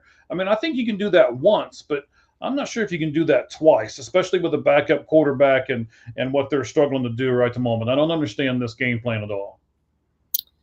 I mean, Chiefs probably have a better answer than me, but it may be a little bit like they're trying to throw the Joe Burrow offense out there, saying that they got the one-on-one on the outside, but like they had one safety deep, and basically I guess they're just trying to challenge this Broncos corners and defense to say, hey, see if our best guys can beat your best guys. And unfortunately today they really haven't. I mean, the one catch that T. Higgins had came back because of a penalty. So yes. I think they're trying to at least, I don't know, keep this defense honest maybe. Because if they just dink and dunk over the middle, I'm guessing with that very high propensity blitzing defense that Vance Joseph, that Cheese was talking about, that the Broncos have, that they pin their ears back and come after Jake Browning. So maybe they're just trying to keep this defense off it, keep them honest, and I don't know, have some sort of deep threat. That's a good question. I haven't seen really Jamar Chase being targeted at all, so they must be sending double coverage his way or a lot of help over the top. At least in the half a quarter I've been watching. Yeah, I'm sure they are, but I mean, that's a nice punt right there. So he basically punted from the 2-yard line, got it way out there. So Yeah, nice punt by the Bengals there. Good coverage Let's too on the kick return. It was good coverage. We're two away from 100, Roger. We're almost there, buddy. So let me take you back to baseball for a second because why we got a commercial break going on here. I know you're the big baseball guy. Yeah. So I'm reading some more on Bruce Bochy here because I find this interesting that the Rangers would let Bruce Bochy go. Now, in the report that I'm reading here, it says they mutually agreed to part ways. And I wonder, Roger, now that the job is open again in San Francisco, do you think Bruce Bochy might try to, maybe that's the reason why they quote unquote mutually parted ways, is so possibly he can go back out and once again manage the San Francisco Giants? Possibly, but from what I'm seeing here, I mean, he's 70 years old. Maybe he's thinking maybe just a little bit of time, a little bit of relaxation. I mean, he just won the World Series with them in 23, right? So like, Correct. And his resume already is Hall of Fame worthy, if anything. So like, Yes, absolutely. Maybe he's just kind of looking for a little bit of a break. It's tough managing 162 games. I mean, even our guy Tito had, with his health issues, took a year off. Maybe Bochy's maybe thinking a little bit of the same. Maybe, absence makes the heart grow fonder. Maybe comes back in a year's time in 2027 or something and maybe manages again. I would think if it was something that was in the works for him to be the San Francisco manager, I don't think San Francisco says no, right? Like with the success and the relationships he has there, he'd probably already been signed to a deal, I would think. So that's why I'm leaning toward maybe he's just taking a break or retiring for good.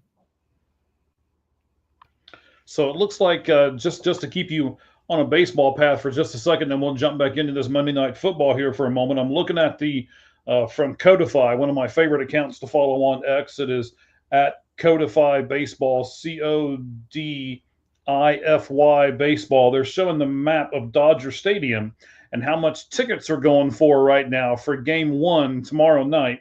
Really? Tickets behind home plate are at $5,203. So, if you got $5,203, sir, and then you got enough money for a plane ticket on top of that, you can go watch the game tomorrow night right behind home plate. That seems low for Los Angeles. Los Angeles is, notoriously, La La Land. Lots of celebrities are willing to fork over money. That seems kind of cheap. I mean, I feel like Yankees game tickets go for like double that. You're talking about like straight behind home plate, right? Like not something well, like. I mean, it's a little bit off to the right. It's a little bit off to the first base side, but it's the ticket that I can see. Yeah, I don't know. I don't know. I guess I don't know the going rate with all inflation and whatnot. Is that before or after fees as well? That's a good question too. If it's before or after fees. So there we go. It's second down here for the Broncos. It's 14-3. The Broncos are up on the Cincinnati Bengals with 7 minutes and 20 seconds left in the second half. Yeah, not looking good, especially if the Broncos are going to go to a run game and kind of wear down the Bengals. They're not very hefty up front, from my understanding. They're not a great run defense. Yeah, J.K. Dobbins tonight, 3 rushes for 17 yards. That's an average of 5.7 yards per carry from the Ohio State alum that is now with the Denver Broncos. I was telling Cheese earlier, I really wanted to root for J.K., but I don't want the Broncos to win. So yeah, well, he can get his and still lose. You know what I mean? That's true. Is he the starter there, or is he the backup? Like, what's the? No, he's a starter for them now. Okay. J.K. Dobbins. You've got the second round pick. See, this is where we need Cheese. He got all these picks and everything else done. I believe Harvey is his name. He is the backup guy there in Denver. Okay. I picked him up, I believe, in the second round this year. Cheese was talking earlier about how he was not worth that pick. So for those other people with us, we got over 100 people with us now, so we appreciate that. We're cranking right along here on our Lights Out Sports Monday Night Football live gamecast as J.K. Dobbins just rips right through the line, first down and more, finally tackled by Stone. Yeah, I mean, that play before this one with Dobbins, there was a lineman on the third level. He was getting to the safety level of the Bengals. If you're starting to see that as a coach, I don't see why you'd throw the ball. If you're getting big number 68 out there on our safety, Geno Stone, like, please, just keep running the ball. If I was the Broncos, this could get bad. But luckily for the looks like there was a penalty against Yes. Broncos. Penalty against the Broncos looks like it's going to come back. And Caught a it's break number there. 60 there, just basically tossing the Bengals player onto the ground while he was holding him. Nah. Wasn't enough that he was holding him. He just tosses him on the ground, too. That's Pennell. Yeah. No, lucky break for that. I mean, it was a pretty big hole, so that may be the reason why. Right? He was just trying to fill the hole up with a player. Oh, that looked rough. Oof. So that's Harvey. That's their backup quarterback there, number 12. He takes it out for about a 3-yard gain, second down. And also on the other football game, the Jets and the Dolphins, the Jets are in the red zone. That game has about 5 seconds left in the third quarter. So we're trying to keep you updated on both of them all at the same time there. I would say this Jets-Miami game, is this like a preview to see who's not and who is going to get the number 1 overall pick next year? It very well could be. The loser is probably going to get at least a top 3. Mm-hmm. Because they're both 0-3, if I'm remembering right. Yes. Yeah, both winless teams, yes. What a bullet. Yeah, he threw that in there. That was a dart right there. 11. Who's 11? Franklin? Yeah. All right. And, of course, Franklin, as Cheese pointed out earlier in the broadcast, Franklin actually played for Oregon while Bo Nix was there, too. So they've got a little bit of chemistry as well. That doesn't hurt. I mean, Jamar Chase and Joe Burrow know each other pretty well, and that's worked out swimmingly. Oof. All right, another run play there. So now we've got second down. There's 4 minutes and 20 seconds left in the game. Once again, the Broncos are leading the Bengals 14-3. This is a second down and 3 play. So far in the second quarter, the Bengals have a whopping 23 yards, while the Broncos are just adding to their total of 138. Woo! All right. To the left. Good thing I showed up for this second quarter. Yes, it was. 2-yard pickup there. So it'll be, I believe, third down and around 5. Yeah, for sure. This will definitely be the death knell if they get 6 here. Bengals have to really dig deep to at least a field goal will be considered a W at this point for this defense to hold the Broncos, because they're almost within red zone themselves, right? Yeah, they're in the red zone right now. They're on the 11-yard line. They fake the handoff. Nix is out to the side, drops it off about 4 or 5 yards in front of him, so it'll be second and goal. Yeah, so big stop needs to be here pretty much for the Bengals defense if they're going to have a chance to stop, or we have a chance in this game for that matter. Right. And, of course, we're going to do the halftime here in a few moments. Oh, looks like he's out of bounds, actually. So You're going to challenge it? I don't know. Oh, wow. That's pretty clear. Yeah, they moved it back. They're back at the 11 again. So looks like the referees called it. That didn't need a challenge. All right. Another break for these Bengals. All right. Right? We'll take all we can get. Almost the exact same play, just off to the right-hand side this time instead of on the left-hand side. Defender fell down on the coverage, if you saw that. What was that? Jordan Battle. He was coming over. He just slipped. Big third down, though. Yeah, it's like you said, they gotta hold him here. If they get up 21-3, I'm not gonna say it's over, because I'll never say it's over with a half of football left, but they've been on an 11-play, 68-yard drive here. It's taken over about 5 minutes and 30 seconds here in the second quarter. Play clock's down to 2. Okay, they got the ball off and did not score yet. Nice job. Get. Yeah. All right. Hey, I said fourth down. You think you go for it? Trying to if they don't get it, it's pinning the Bengals way in their own, 2-yard line. I understand that, but I mean, you can kick a field goal here, and I think they're going for it. I think they are. He's sending in a play call, but they may look to have him jump offside, basically. Possibly, but if the Bengals get this, isn't that that could be a big momentum shift for a team that needs a momentum shift? And why, if you're the Denver Broncos, would you even consider giving a team that you're beating the tar out of any kind of momentum? Why would you do that?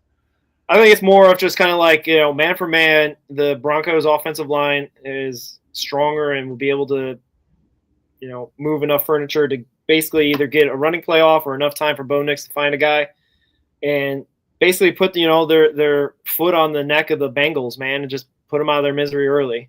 I understand 3 over 6 is guaranteed points at this range for any kicker, but I don't know. I guess, it's kind of also a numbers game. I don't see like the Bengals getting out of their own end zone here. You're in territory where if Jake Browning doesn't get enough time to pass the ball, it's like, safety territory if he gets a holding call in the end zone, whatnot. So I don't know. It's the new NFL to put more pressure on the opposing team's defense rather than just kick the easy 3. Oh, and it's intercepted. No way. Yep. Oh, way. Oh. So, again, then there's that possibility that you brought up. The momentum shift. A big momentum shift right here. So now you're going on a 2-minute offense, and let's see what happens. And you're not trapped at your 2-yard line. You're now at the 20.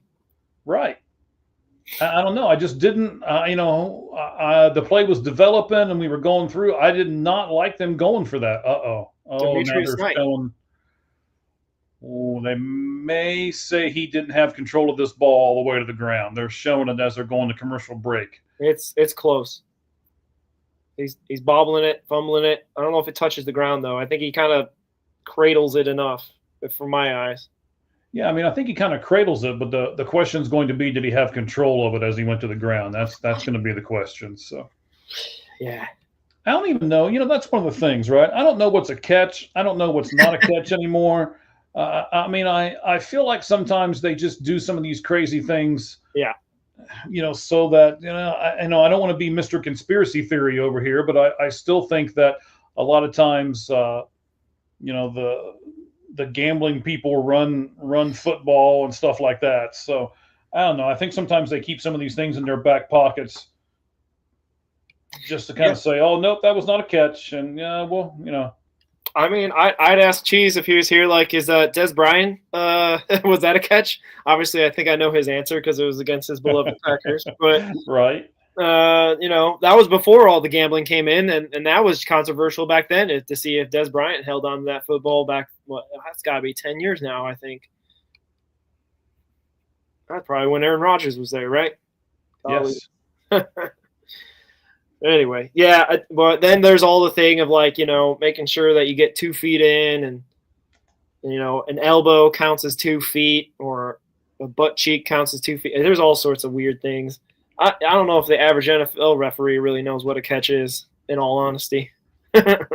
Yeah. So again, if you want to go over to our Twitter account, All Gloves Off SM, which stands for sports media, of course. I just put out a new tweet here. You can see the play where Tyreek Hill gets hurt. It's not pretty. I'll just put it to you that way. So we're almost at halftime. You want to go over there at halftime and look at that real fast, and by all means. But that's not a pretty thing. I just put it up on our X account there. So it looked like he's in a pretty good mood when he's getting carted off. So I don't know. Maybe he's got the painkillers already kicking in. Maybe so. And some people just have a high tolerance for pain as well. So especially these guys that play football. Yeah, for sure. Yeah, I'm old, man. They somebody would even get close to me, and I'd be like, nope. Yeah, business decision all day. Oh, so they did leave it. They're on the 20. There's the first play from scrimmage. Shout out to Demetrius Knight, second round pick for them. He did not look good earlier on the play, so he made up for it right there. There you go. 2nd and 6. This will be big. Yeah, this is a big drive. Yeah. Especially Jake Browning and just confidence in this offense, man. And also the Broncos received the second half kickoff, so you got to get points here. Yes. Browning running for his life out of bounds. Yeah. A few yards. We'll say it's 3rd down and probably 3. Manageable. I think they're in 4-down territory anyway. Or I don't know, actually. Not with the Bengals defense in mind. Probably they'll punt it away. Now it's a minute and a half. But you like to think if they get 4th and 1, they're going to go for it just to keep the ball. But So does that mean you definitely run it here? Cheese and I were talking about this earlier. I mean, if you're going to do that, you need to run right here, right? I don't know. They're putting Browning in a lot of shotgun formations, which is, again, it feels like the Joe Burrow offense because that's and then what he gets sacked. No, you got to punt it away. I feel like they're just running the Joe Burrow offense with just Jake Browning because obviously he knows the playbook. I'm not saying that he's not like he's going to be caught off guard with some of the play calls or whatnot. It's just the ability to make the throws or the reads. It's difficult if you're not Joe Burrow because everyone talks about Joe Burrow being like one of the best guys pre-snap, recognizing where the defense is and where it's weakest and where he could possibly throw the ball. I don't know if Jake Browning's got that same. I'm not saying he's not good at his job. I'm just saying like he's not obviously as good as Joe Burrow, possibly pre-snap. So that's something that I would modify the offense a little bit. Is what I'm trying to say. Not saying you're like dumbing it down. It's just like stop putting him in these shotgun formations where it's obvious they're throwing the football. Yep. I mean, we talked about it earlier, right? They went for a first down, throw a 30-yard bomb, second down, throw a 30-yard bomb. Neither one of them connected. He's been overthrowing people all night long. So then why wouldn't you go with intermediate routes and a dose of the run so that you can at least feel play like action. You can gain some play action. You've got to change it up. I agree with you. 100% right. It feels like it's Joe Burrow out there, just obviously just not Joe Burrow. I mean, he would be throwing on 1st and 10, 2nd and 10, 3rd and 10. You know what I mean? Mm-hmm. So I don't know. There's been a lot of you're all right. Going back, I don't think I answered this question because I think Cheese did it and the play moved on. But you're talking about, do you like head coaches calling the plays as offensive coordinator? Yeah, it depends who it is. Zach Taylor, I don't think qualifies for that standard because he gets a lot of flack for some weird play calls, like some of the ones you just called, the sequencing of throwing 3 straight downs, the sequencing of playing some like weird trick plays where you're having a wide receiver throw the ball. And I think it would last year or 2 years ago that it just threw it straight into the defense and intercepted it. So he's not necessarily on everybody's list of offensive geniuses. That's right. So now we've got the Denver Broncos. They've only got one timeout. They've got less than a minute to play. 2nd and 8 from their own 22-yard line. Nix is back to pass. Over the middle, caught. Flag is down up to the 34-yard line. We'll see what the flag is here as the clock stops with 42 seconds left. It's in the secondary, so it could be pushing off or a hold. Which way is it going? Holding against the Bengals. A penalty is declined. First down. Okay. I think I'm a few seconds ahead of you. I apologize, sir. No, it's all right. Yeah. 42 seconds left. This is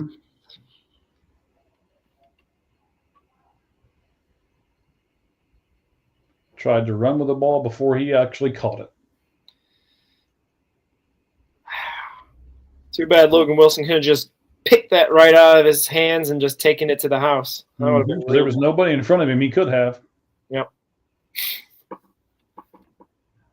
And we were talking earlier. So they did it. The Broncos went for it. They gave the Bengals the momentum, and the Bengals had momentum for about a minute, and then they gave it right back to the Broncos. I mean, when you're in a situation like the Bengals are with a backup quarterback and everything else, you have got to take advantage of those situations when they arise and they come to you and they basically get dropped into your lap. So, I think, absolutely. Yeah, I really think this is a game the Bengals have to have. I mean, I know they're 2-1. If they lose tonight, they'd be 2-2. But their next 2 games are against Detroit and Green Bay. So it's a rough stretch. And I would say if you can't beat the Broncos in Denver, you're probably going to have a really hard time beating either Detroit or Green Bay. So you're about to lose 3 in a row, plus the one they lost last week, be 4 in a row. And it just starts to get bleak in that. Yeah, for sure. But this is a rough stretch, like you said. Like it's at Denver. You're playing against pretty good teams in the Packers, even though the Packers didn't necessarily look completely great. Oh, they're in field goal range now. Yep. It's a nice throw. Nice sidearm look from Bo Nix there as he moved himself up in the pocket away from the pressure. Oh, no, he didn't have to move up in the pocket. There wasn't anybody near him. They used their timeout, so they got 25 seconds and got plenty of time. Right? They could go to the end zone a couple times before this maybe possibly. So what would you do here? Would you running play or something to get your kicker a little closer? Or are you going to go a couple shots at the end zone to try to put the Bengals away? How do you do these next few plays, Roger? Yeah, I'm not necessarily, like I say, a big football guy, but I mean, to conserve time, if you got guys that can run out routes to the sidelines, like that kind of play to like catch and go out of bounds and save time, I'd say take a couple shots there to get a little bit closer to the end zone. I don't think we're going straight into the end zone right away because I think they may throw two safeties up there and play some conservative defense from the Bengals, I'm guessing. I don't know. It'd be interesting. Yeah, they got the two safety look. I'd say you try to throw to the outside so that way you're not killing time. You got no timeouts. If anything, you miss it. Oh, he's going over the play. Yeah, but he's getting out of bounds right away. Yep. And Hendrickson looks hurt, by the way. Again, I know I'm a few seconds ahead of you, but Hendrickson hobbled around on the field, looks hurt. Dang. That's crazy. And he's going to the sidelines. His deal is up this year, right? They only gave him Helmet off. Yep. Looks like a left leg injury by the way he pointed as he was going to the sideline there. So now this play, only 48 seconds off the clock, but 6 plays, and they've gone 58 yards in less than a minute. There's a good pop right there. That's a pretty good again. That was a good open field. I mean, not an illegal hit, but hard enough to jar that ball loose with his hand up there where he was receiving the football. And to be honest with you, that play kind of is frustrating because if he does come down with it in the middle of the field, you got to hurry up with 17 seconds ticking down to – you basically have to kick with like 5 seconds to go because you can't stop the clock unless they take some sort of procedural penalty. But then they're still in like deep range. I don't understand that thought process. I thought they'd be going closer to the sideline with some of these throws. Obviously, the last one, he was able to get out of bounds. But that one, I think, would have possibly killed their chances of kicking the ball. Mm-hmm. See what they do here. Over the middle. There's a penalty. So that stopped it. Yeah, it stops the clock on a penalty. Yeah, but on who? Offside Cincinnati. The penalty is declined, so they'll take the yardage. Well, that's a gift. Because also, like you said, it stops the clock when they got no timeouts. Looks like Hendrickson's back out on the field. Really? Yeah. Oh, boy. Boy, what the heck is Cheese eating? Is he doing a 4-course meal or what, man? I don't know, man. you say he lives in Texas, so maybe he's eating some steak. There you go. Maybe Texas beef. So we're at 3rd and 2 here with 13 seconds left in the game. Drops back, and there's another touchdown. Courtney Sutton. There's a killer. Yeah, I say that they inched up the field to get into that range of the end zone. He's been throwing darts in that seam area, seems like all night nearly. Something a little shaken up. Looks like it. He's up now. But yeah, he was definitely shaken up. It looks like Dax Hill was in coverage on the play here. They're going to re-show it for me.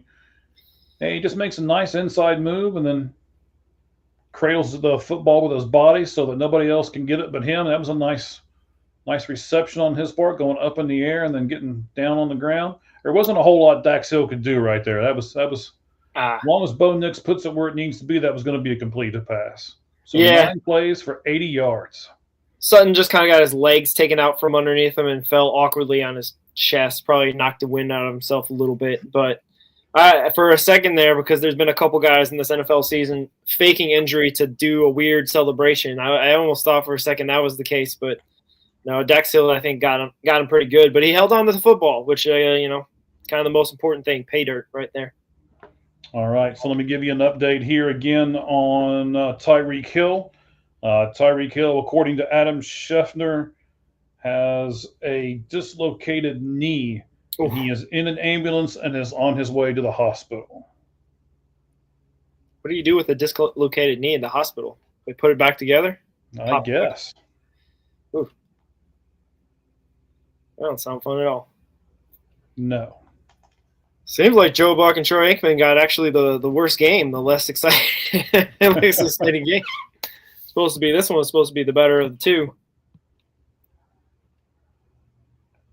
There's also going to be an interesting document. Oh, there's Cheese back. Hang on, Right. we'll talk a little bit of baseball here real quick while Cheese comes back. 8 Just finish seconds this left in the game. There, you In the timed that game? about right. Just to Oh my come God, back how for long was it nothing. gone? 8 seconds left in the game? In the half. Well, in the half. How long I'm was sorry. I gone? Well, to be honest with you, it's 8 more seconds left for the Bengals, to be This honest is a with Rumpelstiltskin moment. Okay. you. I think the Bengals might not want to come back out after half. Did you notice? Okay, I gotta say this in the Miami New York Jets game. Yeah. Jason Taylor, whose son is now on the Jets, former Miami Dolphin pass rusher, had some young girl on his lap. They show the camera on him, and she immediately jumps off. That was really weird.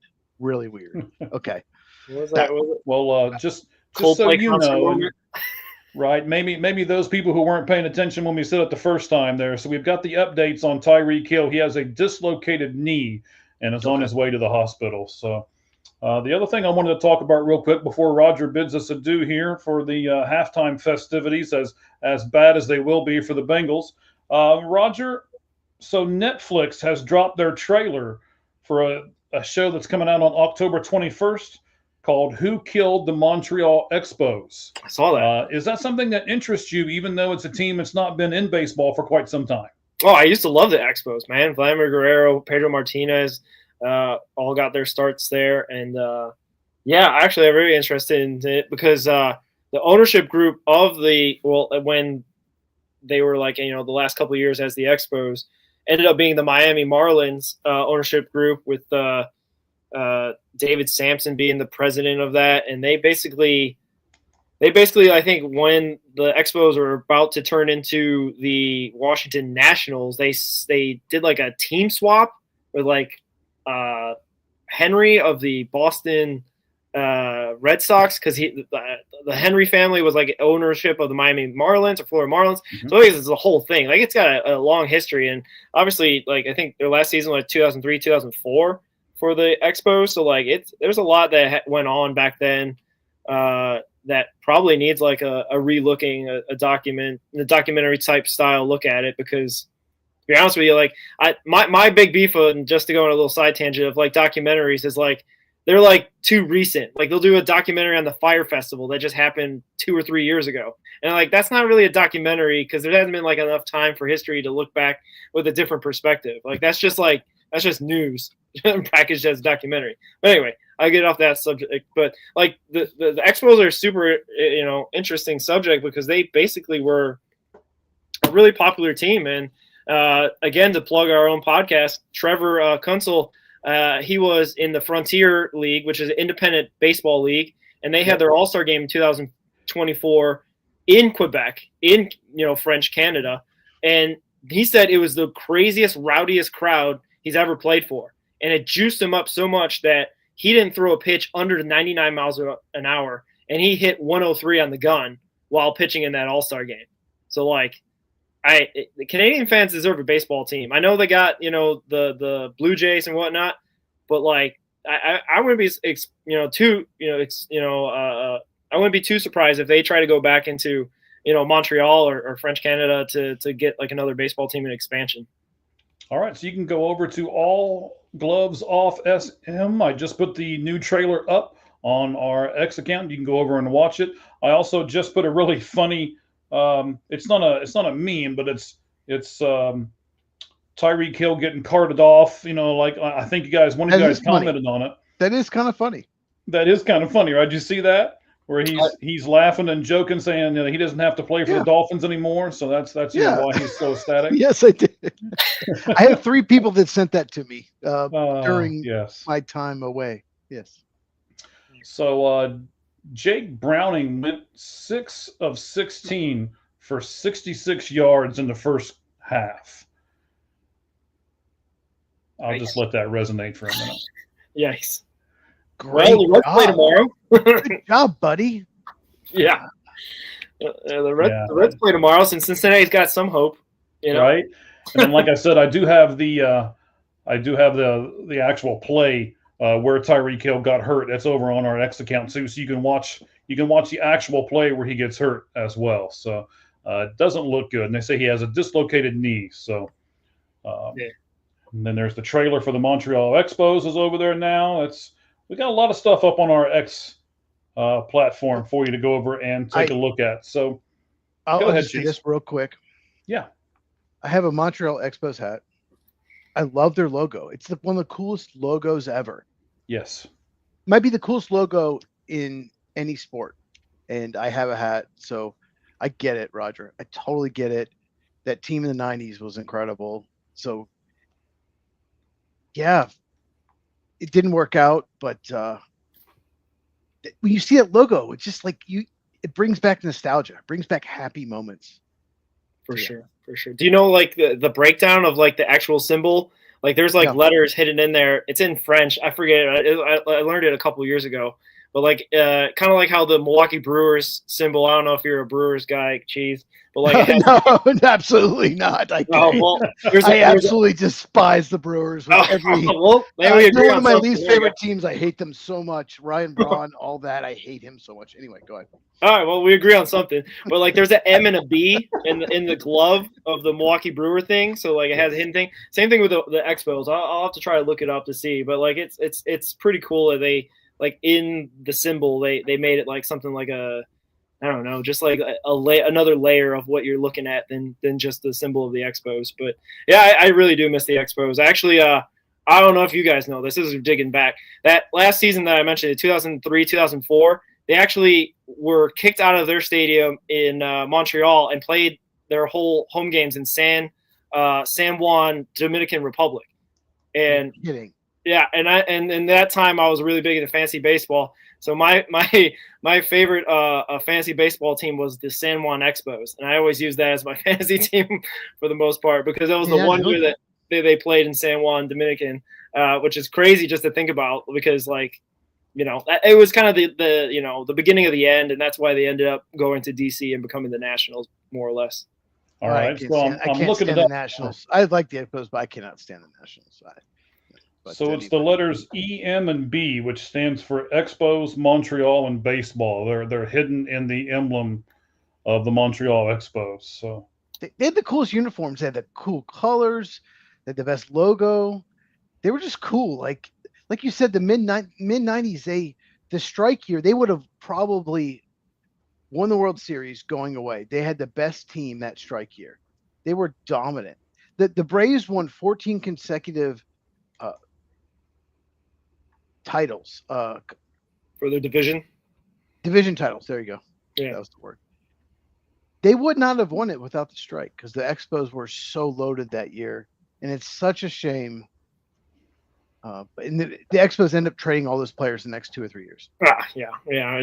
What could have been? I wonder if they'll explore that in the doc, or they'll just kind of focus on the last couple of years and whatnot. I'm really excited to see because they're bringing back like all the old guys. You know, like the Larry Walkers, I think was in the trailer and whatnot. So like some of the guys that really like started their career there and made the brand. So hopefully it's interesting and not something boring. I mean, it's a subject that isn't talked about a lot. There's always a X account that pops up of like the Expos talking about like, oh, here's some new news. We might be back. And it's like, it's just like clickbait. I'm like, dang it, they got me again because I kind of want them to at least explore that possibility. I don't know if I can send a letter to Manfred and his offices and whatnot to petition, but maybe one day. All right, so I'm going to go empty my bladder real quick. You two take this over for the halftime thing. I'll be back in just about 2 minutes. All right, I'm not going to go eat a 4-course meal like Cheese did, but I'll be back in just a couple minutes. Yeah, no problem. It was a 5-course meal. Yeah, you went out to dinner, didn't you? Got a reservation? Well, I had to heat it up. Ah. So yes, I'm not going to just shove the food in. I'm going to take my time. And Yeah. you guys were killing it. You guys were absolutely killing it. So, Yeah, I would say there's not much to say about the Bengals other than they stink, to be honest with you. I don't know how many different ways we can really say that over and over. So yeah, I have a point to make about that, but I want Mike's take on it. no, And okay. he's urinating right now. So, so I will bring it up when he's back, but That's fair. it's not a great roster. Mm. Top to bottom. At the top, it's great. They have some studs, but overall, it's not a great roster. And there are teams out there that finish around the same record as the Bengals that have really good rosters, but don't have the studs the Bengals have. The Bengals have studs. They don't have a great roster, and it's a problem. And it was a problem last year. I can't imagine your quarterback throwing for 43 touchdowns and you missing the playoffs. Yeah, that doesn't help. Doesn't help at all. The thing I going into this year, and this was probably before they re-signed Trey Hendrickson or changed his contract structure or whatever it was. They were like really under the cap. And are they still under the cap? Like they feel like they got room to trade or sign some guys or try to make a deal or something like. Yeah, they're fine. Their cap situation's better than most teams. It's not like the number one, but their cap situation, I can pull it up here, but it's better than most teams. It feels like a missed opportunity because they've been clamoring to find like offensive linemen to protect Burrow. And obviously it's, a little bit too late to say that woulda, coulda, shoulda because he's injured. But like, it's the same song every year that they just don't go out and get guys in the free agent market or trade for guys or draft well enough to get enough protection. I don't get it, especially if you're under the cap by. I want to say that there was at one point they were like $45 million under the cap, and I'm not sure if that was before or after they made a couple deals in the offseason, but it just feels like before the Trey Hendrickson restructure everything. Yeah. Okay, so it's less than that at this point in time. But no, but they have room in future years. That's the thing is you can push contracts into future years. They do have room. They're fine in future years, but it's the way the Browns are ran. They've always been cheap. They handled the Trey Hendrickson situation terribly, and they were even not trying to pay Jamar Chase or T. Higgins, and Joe Burrow had to pretty much go out there and said, "You need to pay these guys. I want these guys," and then they finally paid them. Like, I don't understand how the Bengals, like, how they do business. It's mind-boggling. And the Trey Hendricks situation, they should have extended him for like 3 or 4 years. Instead, we'll just give you more money now. So it hurts their cap situation this year, but you're going to lose him in free agency. You might. Like, why not just keep him? I just don't understand. I don't understand it. The Bengals are just not a well-run organization. From my understanding, and obviously they're not beating the allegations that they are cheap, because I even heard a story that Mike Brown supposedly gave $5,000 in political contributions to a local politician and then asked for $2,500 of it back because he actually said, I didn't want to actually donate that much. So talk about cheap. But anyway, why would you give any money to a politician? That's the biggest question. But anyway, go ahead.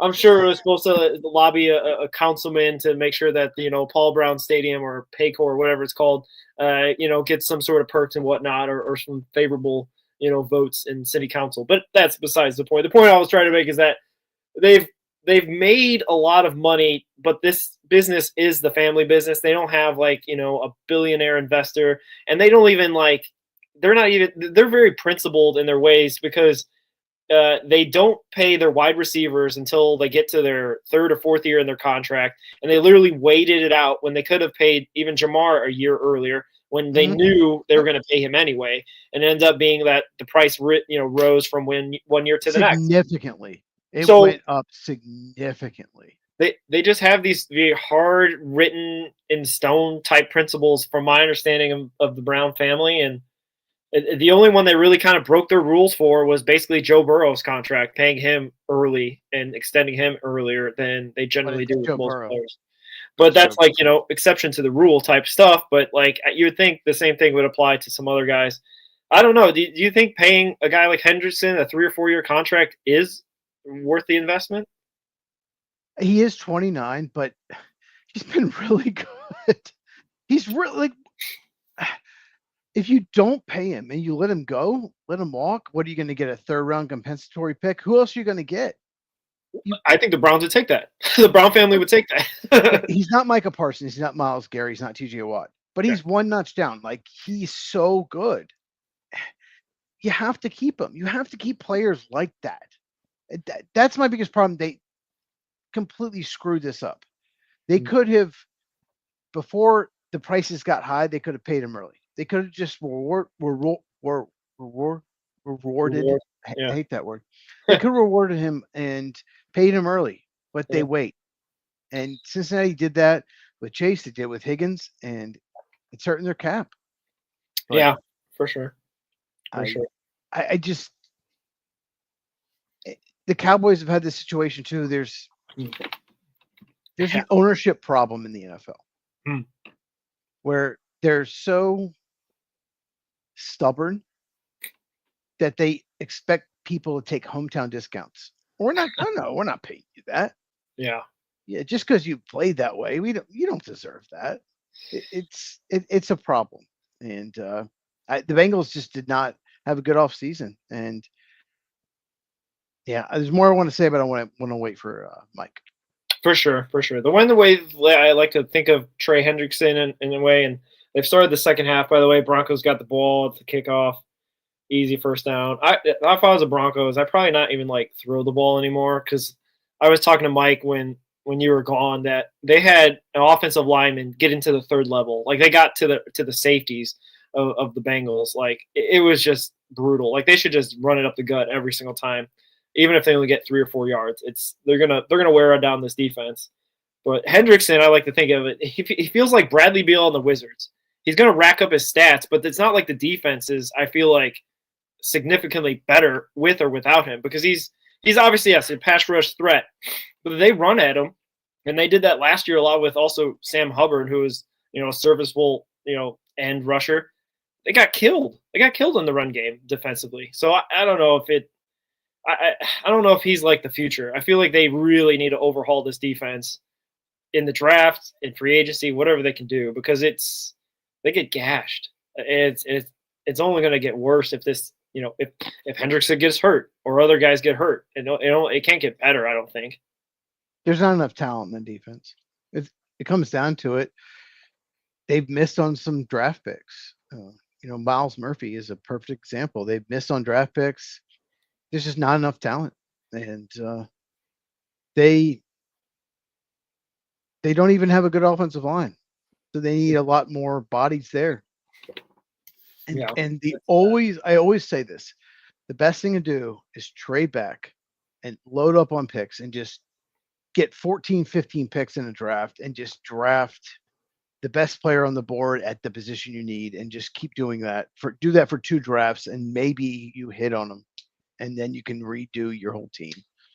I mean, they kind of did that with Burrow and Chase the next year, like the best players at the position. I mean, a lot of people complain about like the Penei Sewell going ahead of Jamar Chase and that, or after. I forget what the exact order was, but like if Penei Sewell was protecting Burrow, would we be better? Is always the topic of conversation here in Cincinnati. I have no idea, because I'm not an O-line expert. I know both are great picks. Yeah, I know what Jamar Chase.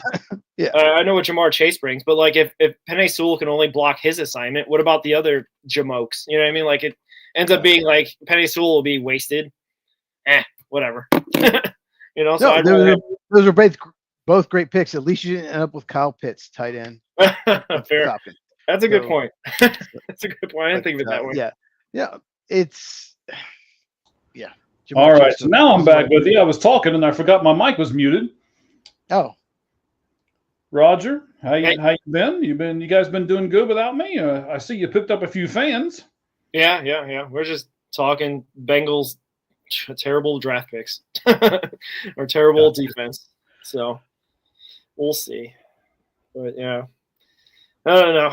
I guess this is my farewell. I see that you guys got another guy in the draft in the back room who we do. Who is probably a lot happier than I am at the moment. But I got my Cincinnati Reds. I'm gonna live on that hope. Roger, we're gonna see you tomorrow.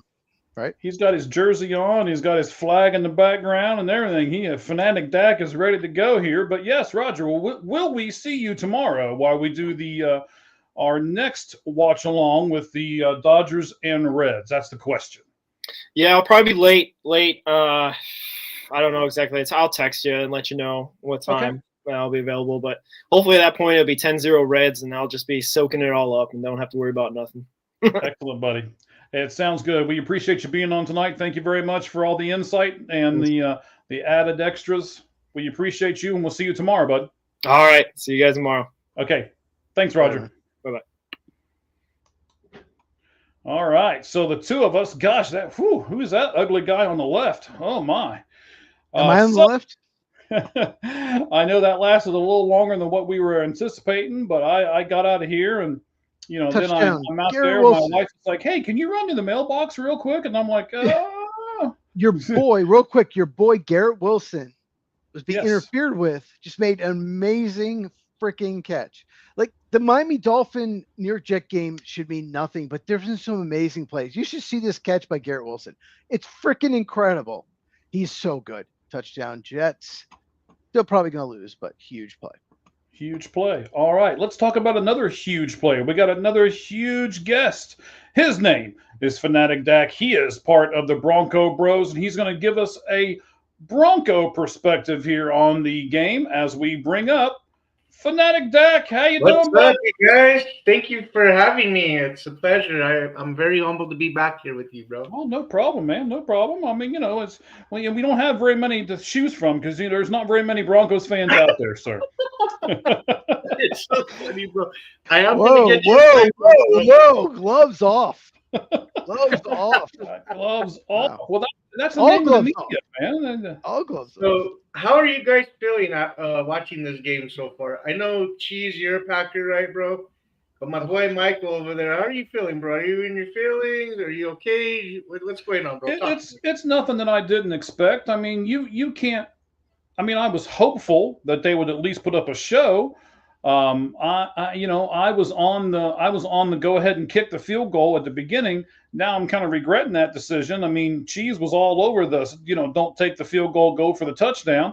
They gave him the momentum. They had an interception in the end zone and they came out and the Bengals had the momentum for about a minute and a half and then it went away again. So, I mean, if they can score here, they can at least make a game out of it, but I'm not sure if they can come back. I mean, yeah. But I mean, also at the same respect, I didn't think they could come back and beat Jacksonville either. And the Jake Browning-led Bengals did come back and win that game. That was a good game. That was a crazy game. I didn't expect that either. But like Jake Browning being familiar with the offense, I was felt fairly comfortable with him. As a backup, of course. But man, it's been tough. I think as on an execution standpoint, really, for the Broncos and the Bengals, it looks like the Broncos struggling with the execution for the last couple games that we've lost down the stretch. But now you look at this game and I'm like, damn, the Bengals are really having they're stuck in their own way, rather, But yeah, man, let's see what they do right here. 3rd and 2. Yeah, that's keep an eye out for Bonito off the edge, man. He has a Alex Singleton's having a game. Edge, Alex Singleton's having a game. Yeah. Orlando Brown was doing pretty well early on, the first quarter and a half against Benito, but not so much anymore. Yeah, man, it's crazy. I mean, they've been on the field for so long. I mean, shoot, you can't continue to ask him to put up, over and over and over again, snap after snap after snap. So yeah, they should go for this. I mean, I know it's early third quarter. It's 21-3 though. 2 yards. If you're punting, you lose. They should just go. Oh, holy! He bobbled that ball. It looks like What is going on here? What just happened? This is going to be Dak, interesting. I what want to just see this replay. So here Did he comes the fair ball catch? to him. Right, he's signaling fair catch though. Doesn't that make a Okay, difference? oh, okay. Yeah, a fair catch is a catch. Oh, well, no. I think that's Wow. Bengal ball. Yeah, they might catch a break here. You know, They're gonna have to look at it to see if he had like full possession by for when he did not ever have possession. No, he didn't have Marvin possession of Mims it. is so not. this can, Marvin Mims is not. Oh, kick. What are they calling Oh. here on the Bengals? that's your ball, dude. He didn't I really. I want to see this replay. What are This they is a calling crazy here? special Hold on. teams play, bro. But I feel like he never had full possession. I don't understand what they could be calling. You can, I mean, he They're did calling call a fair interference. You're catch. too close to the player when they tried to Okay, catch it. But all right. Wow, Well, man. didn't have to That's be in space to- I don't know, man. That would have been Nah, crazy. Dak, go ahead. Yeah, that saved him, honestly, like that flag. Otherwise, that would have been an interesting special teams. Lately, the Broncos have been finding their way with interesting special teams, plays that have. I love Keanu Reeves, but no one wants to see a Seth Rogen movie anymore. I mean, Seth Rogen, like 10 years ago, I man. might have watched his movies. Nobody cares. All right, but Zach, or it's not Dak. John I'll tell you Wick. what, man. Let's introduce Dak. Let's bring him onto the show. Tell everybody, man, don't get that close to the camera. You're scaring me. I can almost see the boogers in Sorry, your bro. nose, man. Calm down. I had an itch on my leg. All right, so tell us what podcast you're a part of, Dak. I'm a part of two of them. One of them is the Broncos Bros, which I invest a lot of my work in with my brother. That's right, it's the Broncos Bros. And then the other one I'm in is the Buckham Pod, also, which is pretty fun. Both Broncos podcasts. It's just a fan, vibe. We're not analysts, we're not reporters. It's just to catch a vibe. Show our fans love, fan engagement. It's a lot of fun. We do a lot of different themes. It's a lot of work though, for sure. But yeah, it's fun stuff. I like doing podcasts. I like engaging with other fans is why I do it. It's like a hobby thing. Okay. And I am tonight with you guys enjoying my time, so. Right. And we love the fact that you're here, man. So you've got both those podcasts going on right at the moment, which you never know. Maybe one or both may be part of the All Gloves Off Sports Media complex before it's all said and done here. We'll talk about that maybe off air or something like that. But you never know. And then we're doing another one tomorrow, of course. I don't know how big a baseball person that you are, but Cheese and I are going to do another live game cast tomorrow, the Reds and the Dodgers game. So that'll be right here, same channels you're seeing it right now, with about 120 people with us live right now. So we appreciate each and every one of you. Dak, let me set this up a little bit more here. So your Broncos are 1-2. Is that the record that you thought they would have at this point, or are you disappointed, or what are you right now, Dak? Yeah, I would say disappointed because I feel like I expected. I was a little more optimistic, I guess, when it comes to our offense. I mean, it looks like we've gotten to a slow start in terms of the execution or what have you.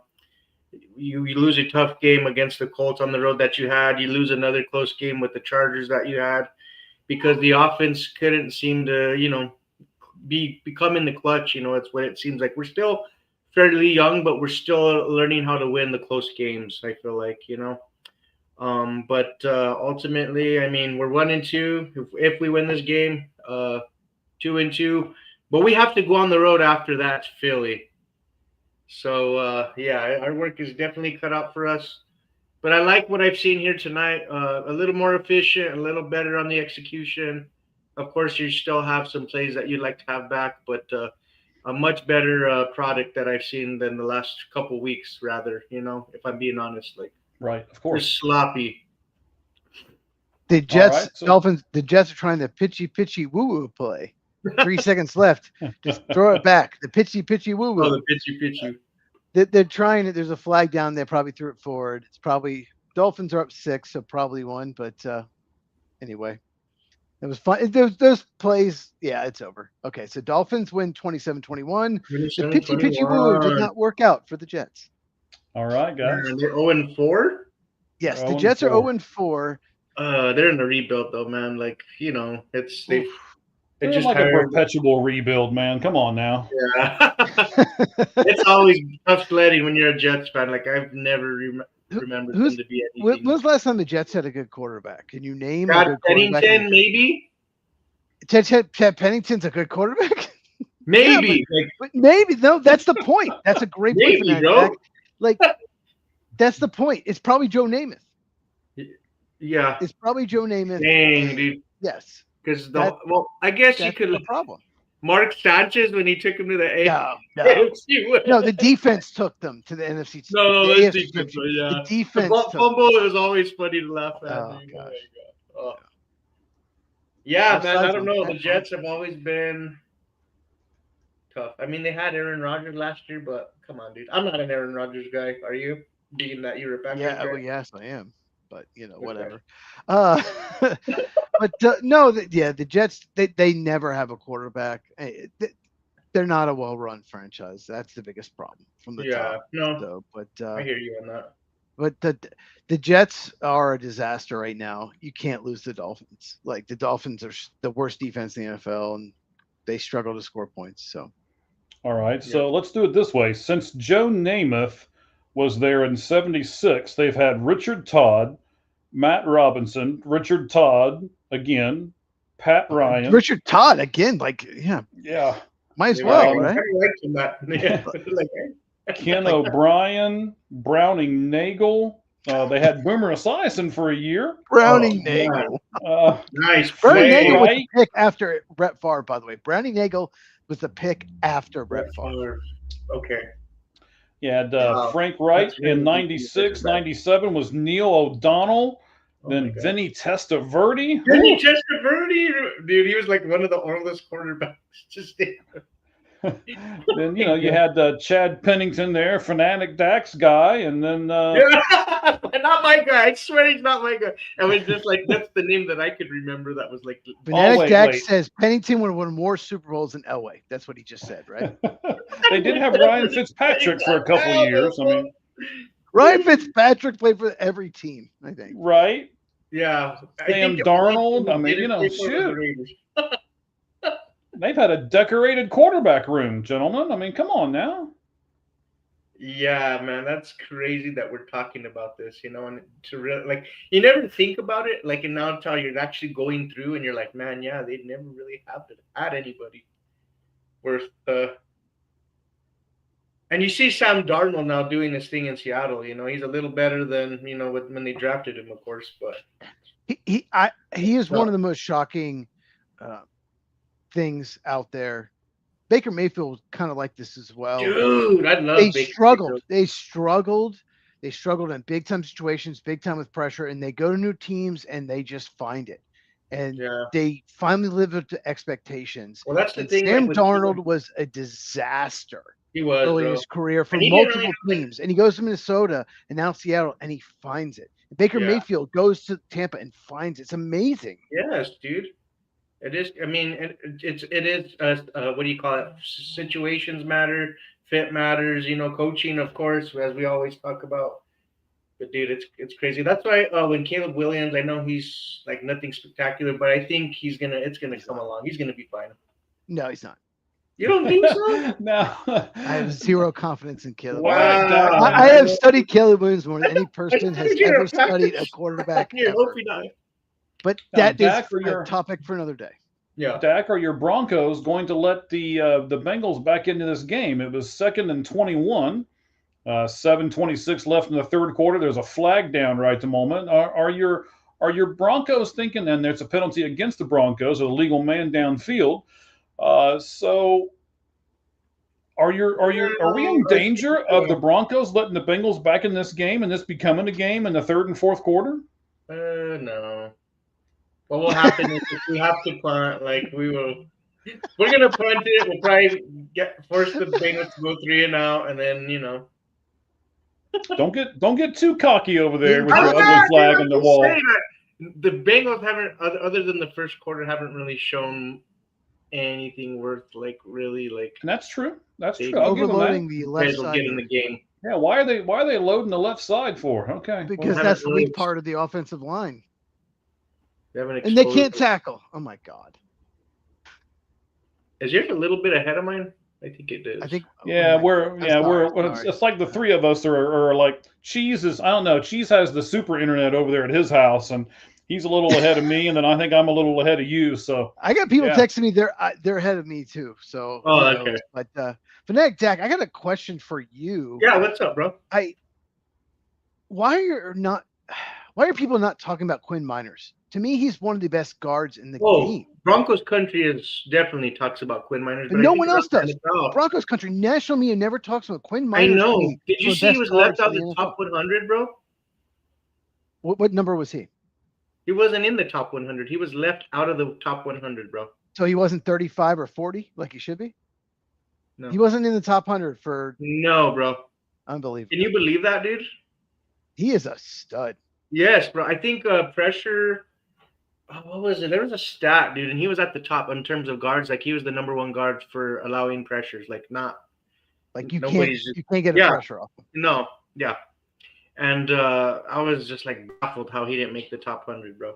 Like because that's the stud he is on the offensive line. That top 100, I actually studied a little bit. Uh huh. There were so many players in that top 100 that had horrible seasons, but they're like popular. Like, But you players think it's because, them. like, of course, it's Yes. player voted, so they're, you know what I mean? Yeah, it's their buddies, and they're Yeah, gonna, oh yeah, he didn't have a good year, but oh, that's my boy, so let's vote for him. Yeah. And, Yeah, and the that's a probably guard does. position is get left out. DeForest Buckner for the Colts didn't make it. He's a top 50 player in my opinion, one of the best defensive tackles in the NFL. Zach So Allen it's was- just it's crazy. Zach Allen was in there at 90. A little too low for my liking compared to this. Some of the other D linemen I can't remember right off the top of my head, but Zach Allen is a force too. But I was just happy to see him in there. Bo Nix was in there, 70 something, I think. Sure. Yeah, so I'll take that. But yeah, man, I'm still pretty high on Bo Nix. I feel like a lot of it, I think, is like his mechanics, that he'll get through. It's only his second year, dude. It's fourth game, so he'll figure it out too. Quinn Miners has a good run blocking grade too. Like his pass blocking grade you mentioned, he's got a good run blocking grade as well. Oh yeah, bro. He's a baller. road grader. Like a lot of our solid runs that we get are on his side of the ball, that side of the line. I don't know which. Are you looking This at PFF or? Google says he had an 87.1 run blocking grade last year, fourth Jeez. among guards. Jesus, dude. But no one talks about him. But No. yeah, Quinn I'm Miners. glad you do, bro. Thank you. Yeah. Oh yeah, I remember when he was cool. drafted. He was a late third round pick, but he was like he dominated. Like he didn't go to a big school, but he absolutely No. dominated. So he Yeah. fell to the third round, but he's an absolute stud. That was a solid selection by our general manager. For Absolutely. Sure. Look how that paid off for us. Paid off for sure. Last night's game, I know real quick. I'm a big Jordan Love guy. I like Jordan Love, but I really love Matt LaFleur, dude. Like I love Matt LaFleur. That game Yeah, was fun to watch. That makes one of us.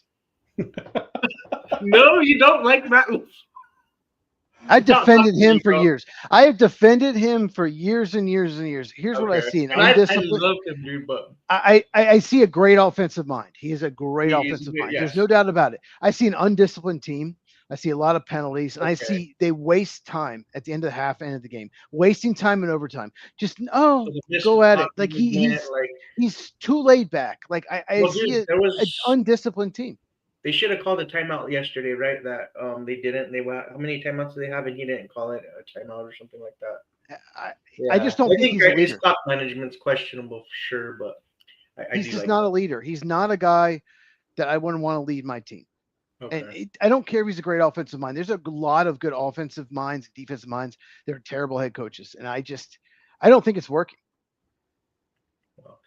I gotta commend him though for him and to get Jordan Love the way he is, Nope. and Yeah, no doubt about it. I mean keeping you guys above water when Aaron Rodgers basically left y'all, to drown. He's done a great job with Jordan Love. He's a great offensive coach. His play design Yeah. is very good. I'll give him that. You said it's just the But he's not a management leader. of other aspects of the coaching. But LaFleur's not a leader to me. And the Man. biggest Really thing that made me mad about Matt LaFleur was he was asked about all the pre-snap penalties, all the penalties in general. And he said, "Oh, I see it in practice too, so I'm not surprised." Like, what? man. Fix it. And I've completely lost confidence in Matt LaFleur. The last 2 games have been a disaster. And the Packers Losing to the Browns was very surprising. Well, they're the worst team in NFL on the road as far as like offensive line and snaps. Obviously, there's crowd noise, so you have to do a silent count. Right. But somehow the Packers are worse at it than everyone else. Why? Why is everyone else better? And it goes back to the head coach, in my opinion. So I'm not a big Matt LaFleur fan right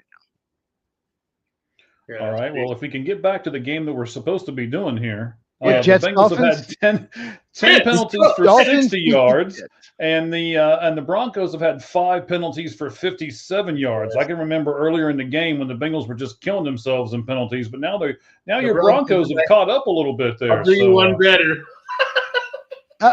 Nick Bonito. Nick Bonito happened. He's so good. Fanatic Dak, talk about Nick Bonito. Well, this is his actual first year of actually being a starter, bro.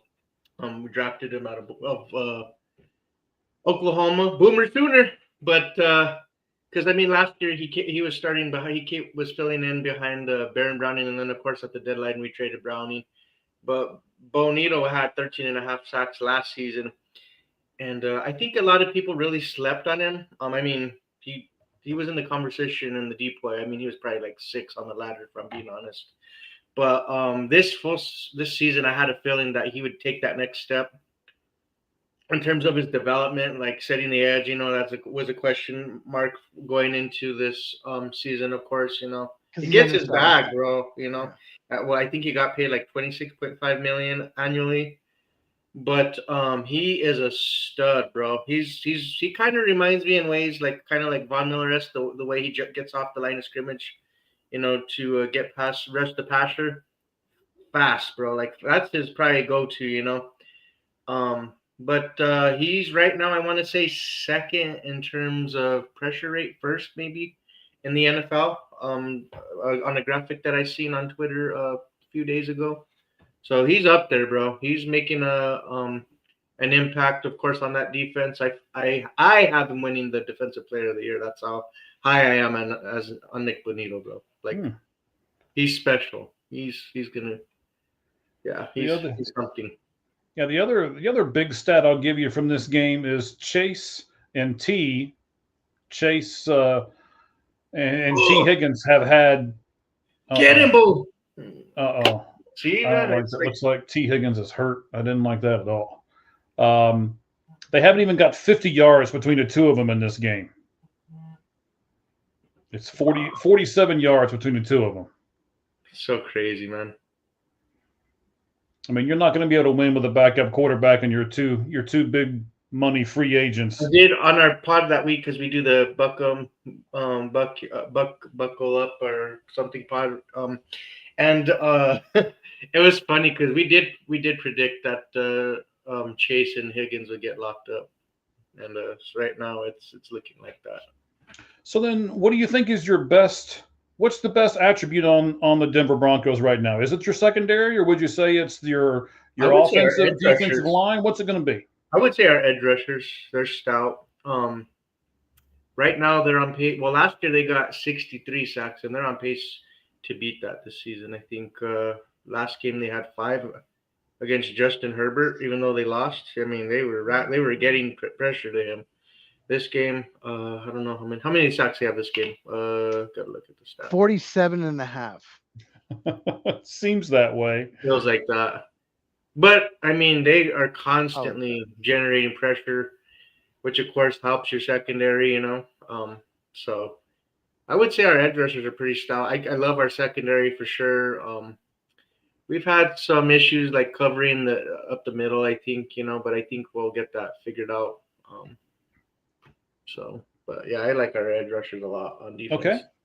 So I can tell you that, we follow almost 7,500 people now on X, and our podcast, the Lights Out Sports Monday Night Football Live Gamecast, is third highest right now of all of those 7,500 people that we are following. Roughly 120 people are listening to us right now. We certainly appreciate you guys all listening to us. But what we'd really like to have is you guys putting some comments up here. Ask Fanatic Dak some questions about his Broncos. Ask Cheese some questions about his Packers. I don't want to answer any questions about the Bengals. Not the last one. The first one. Just the first one? Okay. Just the first one. All right. Nick Benito, 1.5 sacks. Jonathan Cooper, half sack. To answer your question, 2 Thanks, sacks. bro. And Thank of course, the Bengals have 0 sacks because that's their go-to. No way. The Bengals have 0 sacks? They do. Oh, man. Oh. All right. Jack Well, Hill next has a Monday. pass defense. Next Monday, we might have to do this, right? Actually, I think we're going to do the division game next Monday instead. But next Monday on Monday Night Football, you'll have Kansas City at Jacksonville. So it'll be Ooh. That's actually a Jacksonville. huge game, which Yeah. was Give me Wouldn't you thought? Jacksonville, baby. yeah. Someone who doesn't like the Chiefs. That's it. What Someone is this just say- again? Hey, are you a Taylor Swift fan, Fanatic Dak? Do you love Tay Tay? I'm not a Taylor Swift fan. Not bro. a Taylor Swift I fan. mean, Okay. I'm not hating on her either, but I'm not a fan of hers. Okay. I can hate on her. It's fine. Yeah. It's Yeah, not a we'll Taylor let you. Swift channel. Yeah, it's not a Taylor Swift podcast. She has some good hits out there. I'll listen to them. No, she doesn't. No, she doesn't. Stop trying to be nice. Just be honest. I'm being honest, dude. Like, there's a few. Shake it up. Shake it up. We'll play that after this game today. Shake No, it we won't. No one should, because we have ears. Good. Here we go. No, I What don't did know they if you're say? watching. You guys would punt it and we get the ball back, and One more player I want to ask you about, Jaquan McMillan. No one talks about him. I think he's one of the most underrated defensive backs in the NFL. Yeah, he's underrated. I think sometimes he's just limited with his athletic ability. If I'm being honest, his size, kind of, so he gets beat. That's where our weak point is in the secondary. So we drafted Jahdae Barron, right? Because last season we were ranked 19th in pass defense. Jahdae Barron, more instinctual, not more instinctual, but more talented, more athletic, bigger frame, of course, fast. But he has a high football IQ, but they're working him in there, But Jaquan McMillan, like a lot of Broncos country was like, oh, Jahdae, that's his job, But Jaquan was like, nah, bro, I got something to prove here, So shout out to him. Yeah, I like Jaquan McMillan. Can never have too many corners in this league, though, too, right? You can never have enough people rush the passer and cover. Troy Franklin. Oh, you got the big me, play. bro. With the big play there. I love Troy Franklin, bro. Oregon Ducks fan, but I love Troy Franklin. I'm glad the work he's put in, bro. It just warms my heart. A lot of people were writing him off, dude. Going into the season, they felt like he struggled last year, no doubt about it. He did. But you know what, bro? It just says a lot about his character, the way he's battled through adversity, did put in the work in the offseason, and now you're seeing it, bro. And he's probably easily our second best wide receiver on this team, dude. I think so too. I see that Oregon Duck connection, like what I was hoping would come into fruition when we drafted him, bro. And I took a lot of flack from people when I was so excited about Troy. I was like, no, but he's still young. It's year one. Sometimes I think we forget as fans. It's a transition, to the NFL, really, man. So some take longer than others, but I'm glad that Troy got it together, man. He's getting it right. All right, so let's do a little bit of college here real quick. Fanatic Dak said he is a big Oregon Duck fan. Let's jump into college here for a second. I got a tweet up here from Barstool Big 12. All right, so we're going to look at conference records versus non-conference Power 4 schools. All right, so let me repeat that so everybody understands what we're doing here. So the record by conference against non-conference Power 4 schools. Okay. The SEC so far this season is 10-4. It's 71% of the time they win.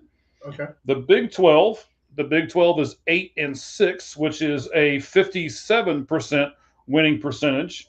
The Big Ten, where the Oregon Ducks play and where the Ohio State Buckeyes play and all of that, right? The Big Ten, they're supposed to be one of these great, big, huge conferences as well. They're 5-6, so they're a game under. No way. 45%. The American Conference, who nobody cares about, is 6-11 at 35%. And the ACC is 5-12 against non-conference Power 4 schools, so that puts them at 29%. And then if we really want to get terrible here, the Mountain West is 4-11 at 26%. So I'm not surprised about the SEC, but are you surprised about the Big 12 being above 50%? And are you surprised about the Big 10 being below 50%? Dak, I'll start with you. I'm a little surprised about the number when it comes to the Big Ten because, like you said, we're a highly touted conference. We are one of the biggest conferences, but I'm wondering which teams kind of are bringing us down, because maybe there are some teams on the back end of the Big Ten that are weighing that record down, because I know it ain't Oregon. Michigan, Penn State, stuff like that. Yeah, so but the Big 12 is kind of surprising to me because I'm not really high on the Big 12. I just feel like they're of the big conferences, they're more towards the bottom, in my opinion. All right, so Cheese, I'll change up the question a little bit, but still basically the same premise. So I don't think we're going to argue that the SEC is number one. But by this ranking, the Big 12 is actually above the Big 10. Would you consider the Big 12 to be a better overall conference than the Big 10? No, hell no. Thank you. But okay, so and maybe I got this wrong. Let me make sure I have the stat correct. Mm-hmm. So is it record against other Power 4 conferences? Like Wisconsin Yes. losing to Alabama hurts them. Michigan losing to Oklahoma hurts them. Correct. Okay, Wisconsin was never going to beat Alabama, and Michigan was probably never going to beat Oklahoma. So, I mean, can you really throw those out? Like this stat. Well, here's the problem with this stat. If, for example, like in the ACC, if Stanford played Ohio State, well, what do you think? That's going to help the Big Ten, hurt the ACC. Stanford get murdered. Mm-hmm. I want to see who played who. So I wouldn't be worried about this if I'm the Big Ten. If I'm the Big Ten, I'm not worried about this. No, they're not better than the Big Ten. Not even. Yeah. That's why I was asking him, who's Iowa lost to Iowa State. Oregon, who's kind of weighing us down. Yeah, Iowa lost to Iowa State. Michigan lost to Oklahoma, and Wisconsin got killed by Alabama. They should be killed by Alabama. So there's three of the losses right there. Right. So then Iowa lost by 3 points, I believe, to Iowa State. So okay. Yeah. See. So there's been 17 games where the ACC has played outside of their division against non-conference Power 4 schools, and they've only won 5 of them. Does that surprise either one of you that the ACC has only won 5 of 17? Okay, so Dak, I'll start with you. Go ahead. The ACC, I feel like, is, in my opinion, a little overrated because there's only a few legitimate colleges, bro, that are pulling their weight in that conference. If I'm being honest, you have Clemson, you have Miami. Help me out. Is there anybody else I'm missing? See what I mean? It's hard to think off the top of my head. Well, Florida State got upset by Virginia. Florida Tech's looked pretty good. Last year you had SMU that joined the ACC, right? So SMU lost at home to Baylor. I think that's one of those losses. It was I think was it? Yeah, do you see what I mean? So it's but ACC is really top heavy. There's only a couple of teams that they're top heavy, and then the rest it's there's a Clemson lost to LSU. That's not a bad loss. I mean, that's one of them. But yeah. But no, the ACC, it's not a great conference this year because they were counting on Clemson to be really good. Now, Florida State started out as a surprise, but they just lost to Virginia. Okay. So, yeah, the ACC, it's not great, but Miami is the class of the conference. They're very good. Yeah. So I'll give both of you a little bit of breaking news here from ESPN. ESPN has announced that in 2 weeks, on October 11th, they are going to pick up. They're going to knock out whatever. It doesn't say what game they were going to put on, but they're going to pick up another college football game. It's a Big 12 college football game. It will be the Arizona State Sun Devils Ooh. visiting Utah Utes, and they are flexing out the game they did have, and they're going to pick up that game. I like that game. So again, we got some smaller I conferences. just who got to think say this. all make Bo big Nix moves. had him. Did you just see that play? Bo Yeah. Nix had Troy Franklin, and he way underthrew it. This is the problem with Bo Nix. He's just too inconsistent. This year so far. You got to hit this throw. Yeah. This is a gimme. This is a great route by Franklin. Right, look at that, wide open, and he just hangs. All he has to do is put it right on the seam, right? Now maybe he could have caught it, but it was underthrown. It was underthrown, and yeah, but it's underthrown, but it's not uncatchable. It's not, but it's still not a great pass. If he hits him in stride, it's a touchdown. Yeah, I was gonna say if he hits him in stride, that's freaking money. Did you notice he didn't anchor down when he threw? Like he just kind of like goes into his motion. His feet, that right foot comes off the ground. It's not really set, because when you're throwing a football, you look like you put power off of it, Push off. He didn't really have much of a push off. He kind of like went through the motion, but he sailed. And mechanics could be part of the problem. Maybe his mechanics are breaking down a little bit. Yeah. And I feel like that was something I was hoping that he really worked on in the offseason, because some of these issues that he's having, he had last season as well, right? So I was like hoping. So yeah, I mean, he's just gonna have to really look at the film and tighten up. One touchdown, one interception. Man. Let's go back to what you were saying, Mike. Oh no! I was just doing a little college because Dak was throwing out there. He was an Oregon State guy, or he was an Oregon Ducks guy. So I wanted to throw some college out there for us real fast, as because this game is we haven't moved from 21-3 for quite some time, and I can't say that I'm really paying a whole lot of attention to this game anymore. I mean, it's up there on the big screen above me, but I'm on X and I'm looking at different stuff. And I mean, the two of you guys were analyzing the tar out of everything. So I was just kind of being quiet over here. So real quick though, that matchup that you had brought up before we were talking about Bo Nix's mechanics, Utah and Arizona State, bro. That's an intriguing matchup. I like Dampier that came out of UNM to transfer over to Utah, so I like him. And then Leavitt, I think you say the quarterback's name out of Arizona State. I think he's a sophomore. He's really nice too. Leavitt's a senior. In a couple more seasons, or maybe one more season, he'd be really nice in the draft. So Dampier was great until he faced Texas Tech, and they shut him down. They lost. Okay, yeah, okay. They absolutely do. I still like Dampier. I still do, but Texas Tech's defense has like 7 or 8 transfer starters, and they look formidable. But Utah, it's a really important game for Utah because they already have a conference cross. Arizona State does not, so it's a huge game for Utah. What's the wide receiver's name out of Arizona State? That's baller. Go ahead, Mike.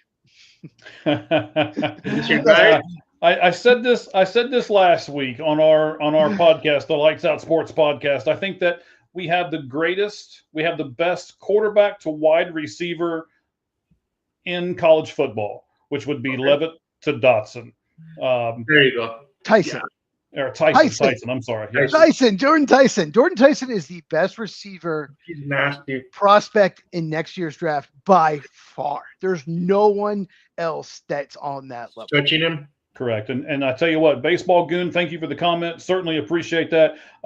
He could have caught it, but I get what you guys are saying. So, yes, it was – I assume he's talking about the Franklin pass there from Franklin earlier. Touchdown. Yeah. That's a touchdown if he catches it in stride.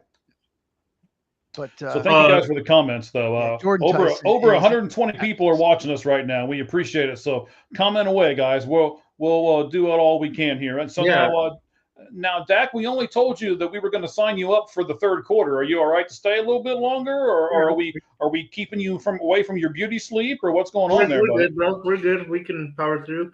Question: DeCorian Moore, I know we're getting it's commercial. DeCorian Moore, true freshman out of Oregon, is a dog, bro. He's another wide receiver that you'll see a few seasons down the line that you're like, oh man, he's going to be. Whoever gets him is just lucky, bro. He's a talent. Yeah, and this is the thing we went through with Jeremiah Smith and Ryan Williams last year. Yeah, The two best receivers maybe in the country were true Yeah. freshmen last year. so Jeremiah crazy. Smith though. at Ohio State, Ryan Williams at Alabama. Yeah, like Jordan Tyson is by far the best, in my opinion, prospect next year's draft. Is he the best receiver in college football? Maybe not, because It's gonna there's be so many good deep, bro. underclassmen Yeah, in the country. Like you said, Corey Moore. Yeah. And Yeah. Ryan Williams, although he had a horrible drop, they still beat Georgia. Had a horrible drop, but yeah. They man, beat Jeremiah Smith they at Ohio beat State. Georgia, So dude. yeah. So crazy. Oh my god, really, dude? Really? That frustrates me. Our linebackers are our Achilles heel of the defense. I mean, Dre Greenlaw, I know he had to go on IR, dude, but I mean, and I think a lot of it too is like, I mean, just execution on the defensive line, shooting the gaps, you know. But Dre Alex Greenlaw would Hilton's make a having a little good- difference in covering the middle of the field. But man, Alex Hilton's having a good game. yeah, today he is, yeah. But I'm He's saying having in a good general, game. like- He's making some key tackles. So He's, I think, coming off an ACL injury, you know, I mean, people don't realize how tough that is, you know, and you kind of lose a little bit of your athleticism, you know, I mean, you tear your stuff, man. Like, a lot of Major times League- the year after, like not Yeah. the next year, the year well, after. that's the thing why Javonte Williams, I think, is flourishing, bro, because he tore his ACL right, then he you know, he got that 1 year that he got right, you know, kind of was back. Ah, Last year, he's trying to get through it, and then it's like now he's with Dallas doing big things. But we got J.K. Dobbins, who I'm thrilled for, who I feel like is going to have a better season than he did last season. Going into the season, So- John Franklin project- Myers, the big sack there on Browning. Good. They're showing the oh yeah, okay. I see Ja- that. Look I at that believe push. that's Jalen That's what I wanna Rivers, the see. rookie right guard from Iowa State. He just got bullied. But you know, Browning could have gotten rid of the ball. He held it too long. John Franklin Myers, like the first few weeks, I was a little disappointed, especially because he had been very vocal on Twitter, you know, of wanting a contract. And I'm like, well, bro, I haven't really seen a whole lot out of you, but now these last few games, I feel like he's really coming on strong. So good to see that. And it's crazy that we traded the Jets for him to from the Jets that basically for a bag of chips, you know, like, dude, 6th round draft pick and you give me John Franklin Myers? How? Ooh, Yeah, I mean, so you know, just to give you some stats here, I'm you know, I don't know how much Dak knows about me, but Cheese does. He knows I'm the stat guy over I here. know you so- are, dude, just from being Yeah. on your photo shoot. I like it though. We need guys like you like that to keep us up to par, dude. Yeah, so the Bengals have 48 total rushing yards in this game. Let's see here. Oh my God, what? Yeah, like 100. But that's the about Bengals. No, they're averaging 115 about 49 passing a game. yards. That's normal for them. Go ahead, Mike. Yeah, like 115 passing yards. I'm kind of roughing everything out here real quick. This is crazy. And then here's a crazy thing. So let's see here. 1, 2, 3, 4, 5, 6, 7, 8, 9, 10. 10 different people have caught a pass from from Bo Nix tonight. 10 different people. You like to spread it around. So do you like that though? Do you like the fact, Dak, that they spread it around, or would you rather them have more of what the Bengals are trying to do, which is a two-headed monster, and you know, do it that way with two big superstars? Man, I really, if it was my way, I would go get me some studs, literally on wide receivers that keep defenses up at night. Like, make no mistake, I like Cortland Sutton. I like our wide receiver corps. They they fill the roles rather nicely, you know, especially in the Sean Payton offense. But if it was me, bro, give me some studs. Give me a Jamar Chase. Like, give me a T. Higgins duo any day, bro. Like, you're going to keep defenses up at night, you know? And they really seem to be doing the same thing with their rushing attack. I mean, Dobbins has 54 yards. Harvey's got 30. Marvin Mims has 16. Bo Nix himself has 10. And then Adam, what is it, Prentice, it looks like, has 4. Prentice, So yeah. 1, 2, 3, 4. That's 5 different running backs that have positive yardage for them tonight too. So they're literally spreading it around to everybody everywhere. Cheese, what do you think about a team that's able to do that? That's able to have a bunch of players that they can depend on necessarily, and maybe not like superstars, but a bunch of, we'll call them average to above average guys. Well, it's not bad to have a bunch of guys. I still think, though, that they need to feature Cortland Sutton more. Yeah. He's just a stud. He's a Yes, stud. I'm glad you. Thank you, Matt. We're gonna have to link up after this. Two guys you already that a lot of Broncos country is down on that. I like. Good things happen when he gets the ball. Every Yeah, time dude. I watch the Broncos and they start featuring him, like The end zone, things the happen. touchdown pass, dude. That And- was like. no, do just you let me know a finish. lot of Like, wide receivers that can do that, bro. Like, yeah, and they don't. I know you love Franklin, yeah, but they don't have like a true right now number 2. So Right. there's no The- reason not Troy to Fink's trying feature to. him more. Yeah, I get what you're saying. Like Troy's trying to make his way into that. Troy and Well, then Marvin I hear Mims what is you're not. saying. You know, Marvin is not really. Yeah. too. He's like Yeah, gadget. He's like your. Yeah. He's like your what's it, Ted Ginn Jr. maybe kind of thing. If you want to. I hope he's a little better than that, but Yeah. Like in terms of the role that he plays on the offense, like yeah. Ted Ginn Jr. Wow, that reference. I haven't heard his name in 10 years. Ted I Ginn like Jr. him, dude. I really did. Oh, there goes J.K. Dobbins. There goes J.K. Dobbins. Oh, I'm so high on him, dude. But let me tell you something. I projected this guy to get 1,000 yards rushing, and a lot of dudes were like, "You're crazy." Sean Payton doesn't ever get 1,000-yard rushers, and I'm like, hold on, because I know Mike was a thing for stats, and I went back, checked out the stats, bro, and Mark Ingram had back-to-back years rushing for 1,000, and that was while Drew Brees threw for 5,000 yards. I know I'm not saying but I'm just like, it can happen, It's not out of the realm of possibilities. And right now, Zach Stevens with the DNVR said that he's projected to hit over 1,200 yards. So now, do I look as crazy? Probably not. All right, so let's look at divisions for a second, gentlemen. So the AFC North, you got Pittsburgh at 3-1. Cincinnati looks like they're going to fall to 2-2. Baltimore will be 1-3, and Cleveland's 1-3. So even though the Bengals are going to be 2-2 with a backup quarterback, do they still have a chance to win this division? Cheese, I'll start with you. They still got a chance to win the division? The Bengals? Yes. No. All right. So Dak, let me go to you and your team in your division, right? So you got the Chargers at 3-1. Kansas City is 2-2. This will make Denver go to 2-2, and Las Vegas Raiders there are still at 1-3. So both Cheese and I on our show, when we did our predictions, actually predicted that Denver would win this division. So I'm going to start with you, and then I'm going to go to Cheese. If when they finish 2-2 after this game, do they still have a chance to win this division?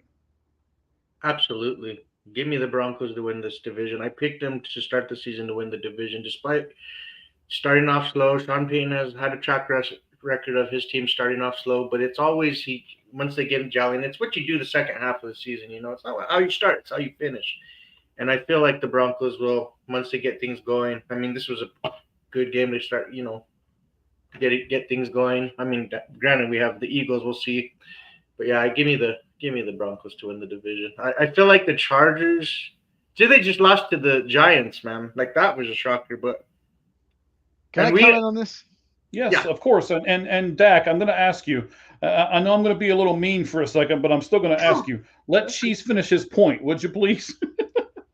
Go ahead, Cheese. No. Go ahead. He can finish. I that was a great question you asked him, and I have thoughts on the AFC. Go ahead, bro. Go ahead. Go ahead, finish, Sure. Dak.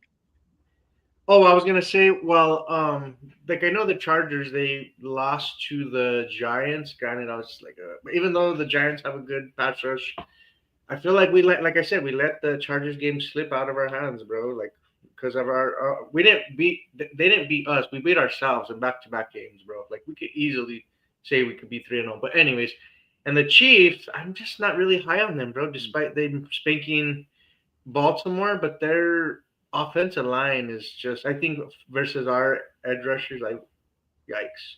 We've had Mahomes on the ropes, every time, right? You were just right there. Can't get over the hump, last year in Arrowhead. We were so dang close. And then the Raiders are the Raiders, bro. And then the Chargers are going to charge, in my opinion. So, I don't know. I like our chances, though. Okay, Cheese, go ahead, buddy. The Chargers have an offensive line problem. They lost Rashawn Slater for the year, their left tackle. They moved Joe Alt there, and now he's got a high ankle sprain. Trey Pipkins was playing right tackle. He's not very good. And now they have a backup, well, basically third string left tackle. That has the potential to be a disaster. Justin Herbert has had injury issues in the past. Mhm. So I didn't love the Chargers. They're playing really well before the Giants game. I didn't love them on paper before the season. I didn't at all. I didn't even pick them to make the postseason. Mhm. So I'm not buying them necessarily with these injuries. But I'm telling you, the Chiefs have really impressed me the last 2 weeks. They looked amazing this Okay. past week. Their offensive line is better than it's been in a few years. Okay. And they're going to get Rashee Rice back.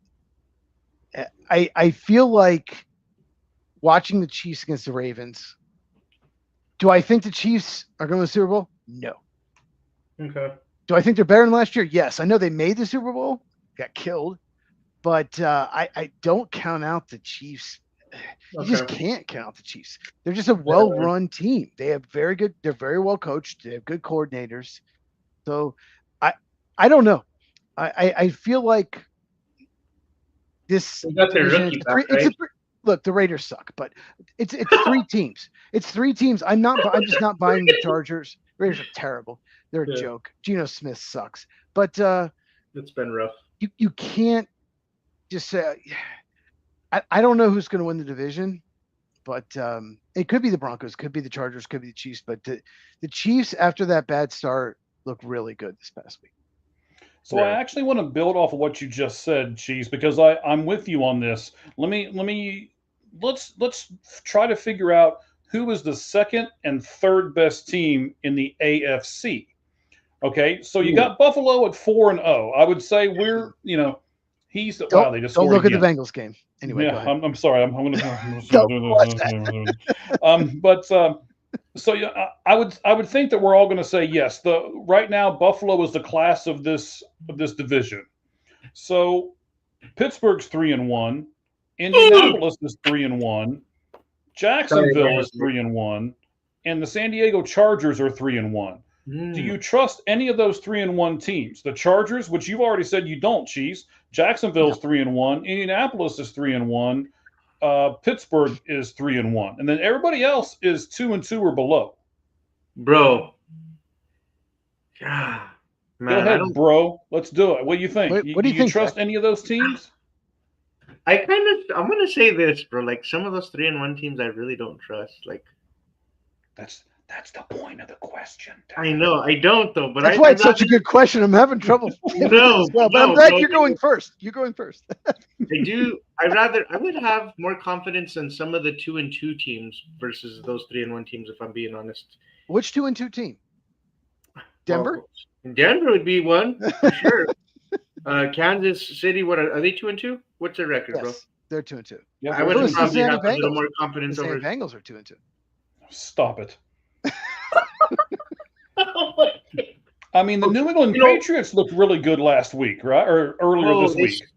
Stopped, yeah, it was against. Yeah, they stopped the Carolina. But I don't care. They put up 40-some points.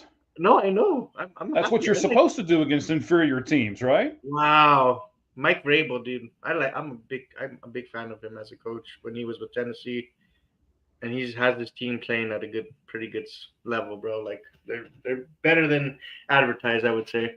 Right. So okay. So let me force you guys to do this. All right. So again, we're going to say Buffalo's the best team. So Dak, do you trust the Pittsburgh Steelers? No. No. Cheese, do you trust the Pittsburgh Steelers? I do not.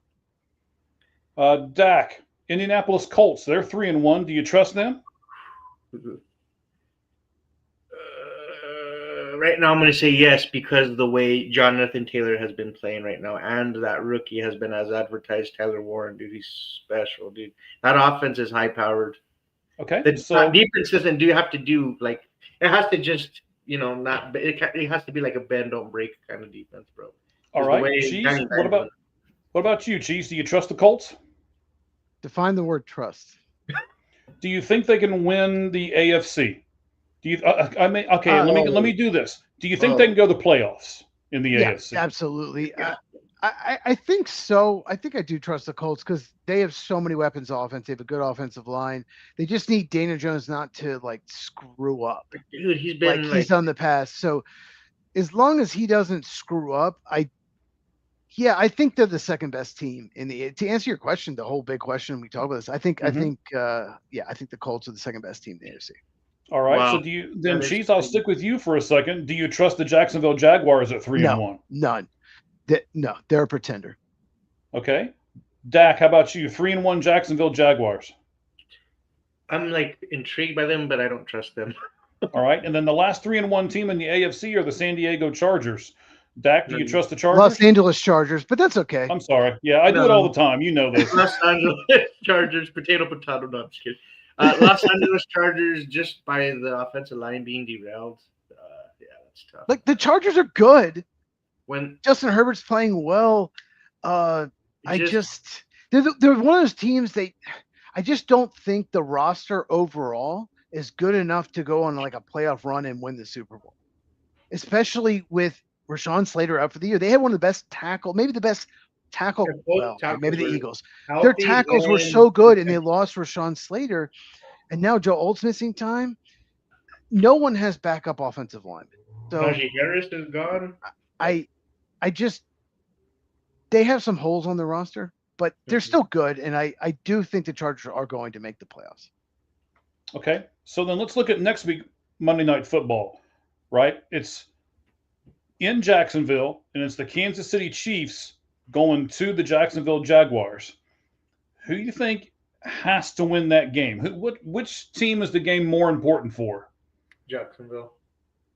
All right. Dak says Jacksonville. Cheese, do you agree? I do agree. Yeah, Jacksonville. Look,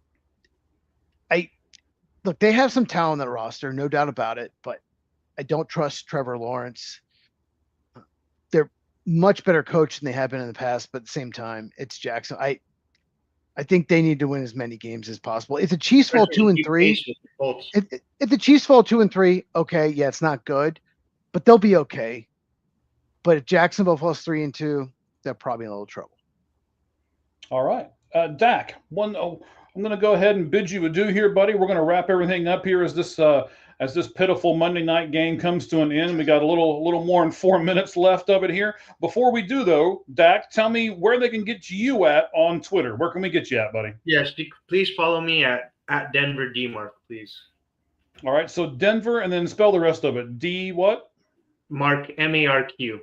MARQ. All Yes. right. So make sure you follow Dak at that spot. Now, what Yep. about the two podcasts you're in? I assume they both, well, I know they both have Twitter accounts because we follow both of them. So tell me where we can get you at those two accounts as well, sir. At Broncos Bros on Twitter, and then the other one is at Buckham Pod. At Buckham what? Pod. At Buckham Pod. All right, great. I appreciate you being on here, buddy. We we Thanks kept you a so little much. longer than what we said we would, This but was I fun. appreciate your feedback and everything else. Hopefully, those two podcasts do great, and then we'll talk about some other stuff off air. And I appreciate you being on, man. Look Thank forward you to so talking much, to you bro. again soon. Have a good night, you guys. Thank you so much. All Nice right. talking to you. Thanks, Dak. Later. Appreciate you, buddy. There, man. All right, that was nice, man. We had Roger Strauss on here on the second quarter. He went into overtime a little bit for us as he went into halftime. And then we had Fanatic Dak there with us as well. Two really good guests here for the Lights Out Sports Monday Night Football live gamecast. We're still up there. We've got over 120 people with us here, so we appreciate every single one of them. Cheese, what is your takeaway from this game? First of all, what's your takeaway of the Denver Broncos by what's happened in this game? Can we talk about the Bengals first? Sure, let's do that. I want to talk about the Bengals first. So I've learned something about this team in the last 2 weeks. Okay. Even with Burrow, they were probably going to be very similar to last year. Right on the playoff cusp, maybe make it, maybe not. They have too many flaws. It's not a great roster. Dax Hill, Cam Taylor-Britt. It's not scaring anybody. Besides Trey Hendrickson on defense, there's just nobody that can make any plays. And he's been banged up. He left, came back, left, came like the Bengals just don't have enough talent to be a contender. and we thought they could maybe overcome it before the season. Mhm. I think it's going to be a pretty much disaster the rest of the year. I think they're going to pick in the top 10. They haven't come close. Like, the Vikings and Broncos both made the playoffs last year. These are good teams. Okay, but they got blown out in both games. So there's just not. There's too many flaws to overcome the loss of Burrow. So where would you put them at if they did have Burrow, though? So you would put them on the cusp of being there, or you would say yes, they're definitely going to make the playoffs if they had Burrow. I think an 8 to 10 win team, just like last year. I think they're right. I don't see them as, that much better than last year, and I thought they would be, but yeah, I see a lot of the same problems on the offense. On the offensive line and the defense in general. Mhm. So So it's kind of a mess. but isn't this division kind of up for grabs though? Because now you've got Lamar hurt. I don't know how many weeks he's going to be out, but he looked pretty frustrated over on the sidelines during their game on Sunday. I mean, if he's out for 3 or 4 weeks, and then and you mentioned this earlier when we were talking off air, this would be the time when the Bengals would need to play them, but they don't. They play them both times later on in the season. So you're going to probably get a matchup between Burrow as the starting quarterback and Lamar as the starting quarterback somewhere along the line. So do you think this division's still up for grabs since we don't trust Pittsburgh and the Browns are the Browns? That's a good point, but the Bengals' next 2 games are Lions and Packers. I'd be shocked if they weren't 2-4. Correct. It's not a great division. It looked like it was going to be, so it's not. But at the same time, the Bengals look so bad. I don't know they compete with really anyone in that division. No, they look terrible right now. This is I embarrassing to be a Bengals fan. Don't love the Steelers are 3-1, but analytics shows they probably should be 1-3. Mhm. This last game was probably the only game they really should have won. But at the same time, they are 3-1, and they are a better team right now than the Bengals. So I get what you're saying. The division is weak, and at some point the Ravens are going to get healthy and win some games. The Ravens are going to win some games. If Lamar Jackson's healthy, they're going to, just because they have a lot of pieces especially on offense. So I just watching the Bengals the last 2 weeks, it's going to be rough. Yeah, I'm not disagreeing with you. I was just wondering if it's still up for grabs here. I'm looking. They have a chance. I mean, they have a chance, but they have to start winning games. They got to pull some upsets, and they had to hope that Pittsburgh and Baltimore keep losing. I mean, let's look at Pittsburgh for a second, okay? So Pittsburgh's 25th in passing yards a game. They're 31st in rushing yards per game, which is not like the Pittsburgh Steelers at all. Bengals are last. Okay. And thanks for that. Sorry. And total yards per game, they're 29th. Mhm. So, I mean, it's not like the Steelers are setting the world on fire or anything. They're forcing turnovers. That's what they're doing on defense. They're forcing turnovers. That's how they're winning. So the Steelers have an early bye. This coming week for them is a bye week. And then they play Cleveland and then Cincinnati on Thursday night. So it'll be the Bengals and the Steelers on Thursday the 16th. Then they turn around and play the Packers actually on the 26th. So, Sunday night, Aaron Rodgers versus the Packers. Yeah. The one and only time.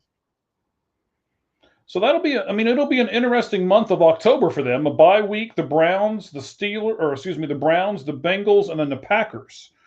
So I think we'll know a whole lot more about the Pittsburgh Steelers after this month is done.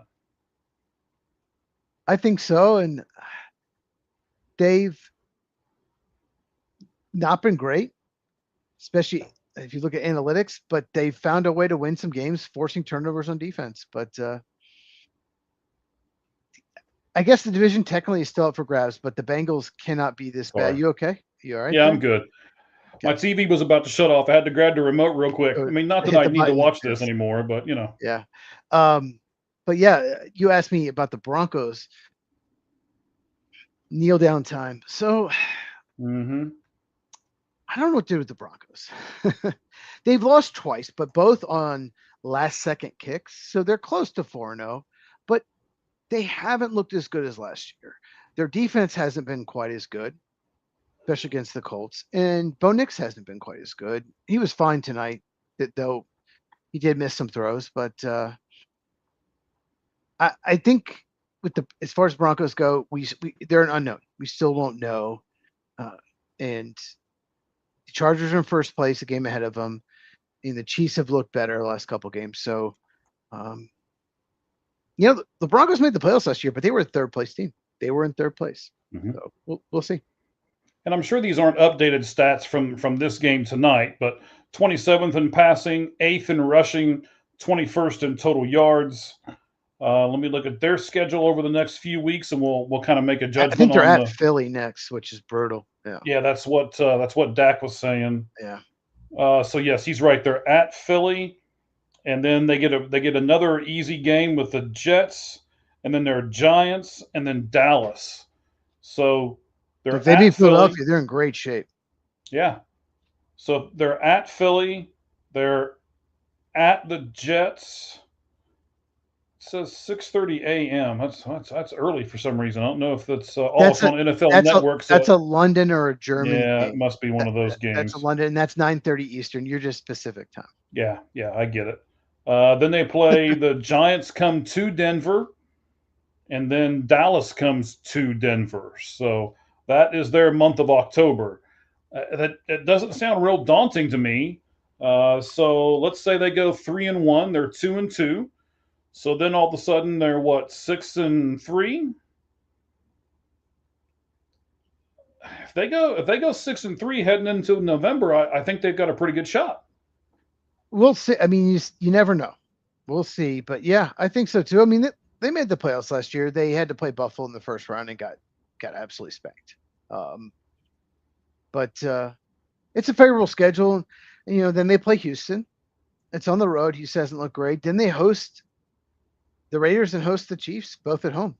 And then they have their bye. So it should be a good stretch until the bye. We'll see. But yeah, I don't know. They really should have beaten the Colts. They should be 3-1. They really should have. But No, I certainly agree with you. We're kind of wrapping this up a little bit here. I think we're going to be done with this 3-hour live game cast earlier than what we usually are in our own podcast every night. But I can't wait for tomorrow though, man. Tomorrow's going to be fantastic. I got a lot of notes to go over with you. We're going to be talking a lot of stuff about Major League Baseball in general, the managers that were let go, how the playoffs are looking, what your Cubs are going to do, because by the time we come on the air tomorrow, we should know if they're 1-0 or 0-1 in the playoffs. And we'll be doing Reds and Dodgers tomorrow. It's 9 p.m. on the East Coast. It'll be 8 p.m. your time, Central, right? And then it's going to be 8 p.m. No. 7 p.m. 6 p.m. your time. But we're going to come on, about 30 minutes early? About 30 minutes early, yep. So 8:30 Eastern, 5:30 Pacific. We'll be on tomorrow night.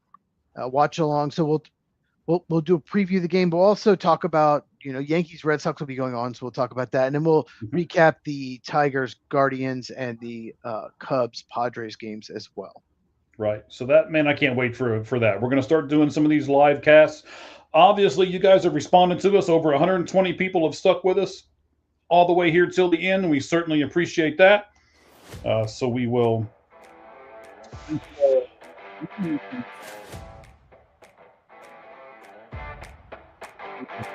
the background. Go ahead, Cheese. Go ahead, buddy. Oh, is that the music? I was just saying. There we go. There it is. Yeah.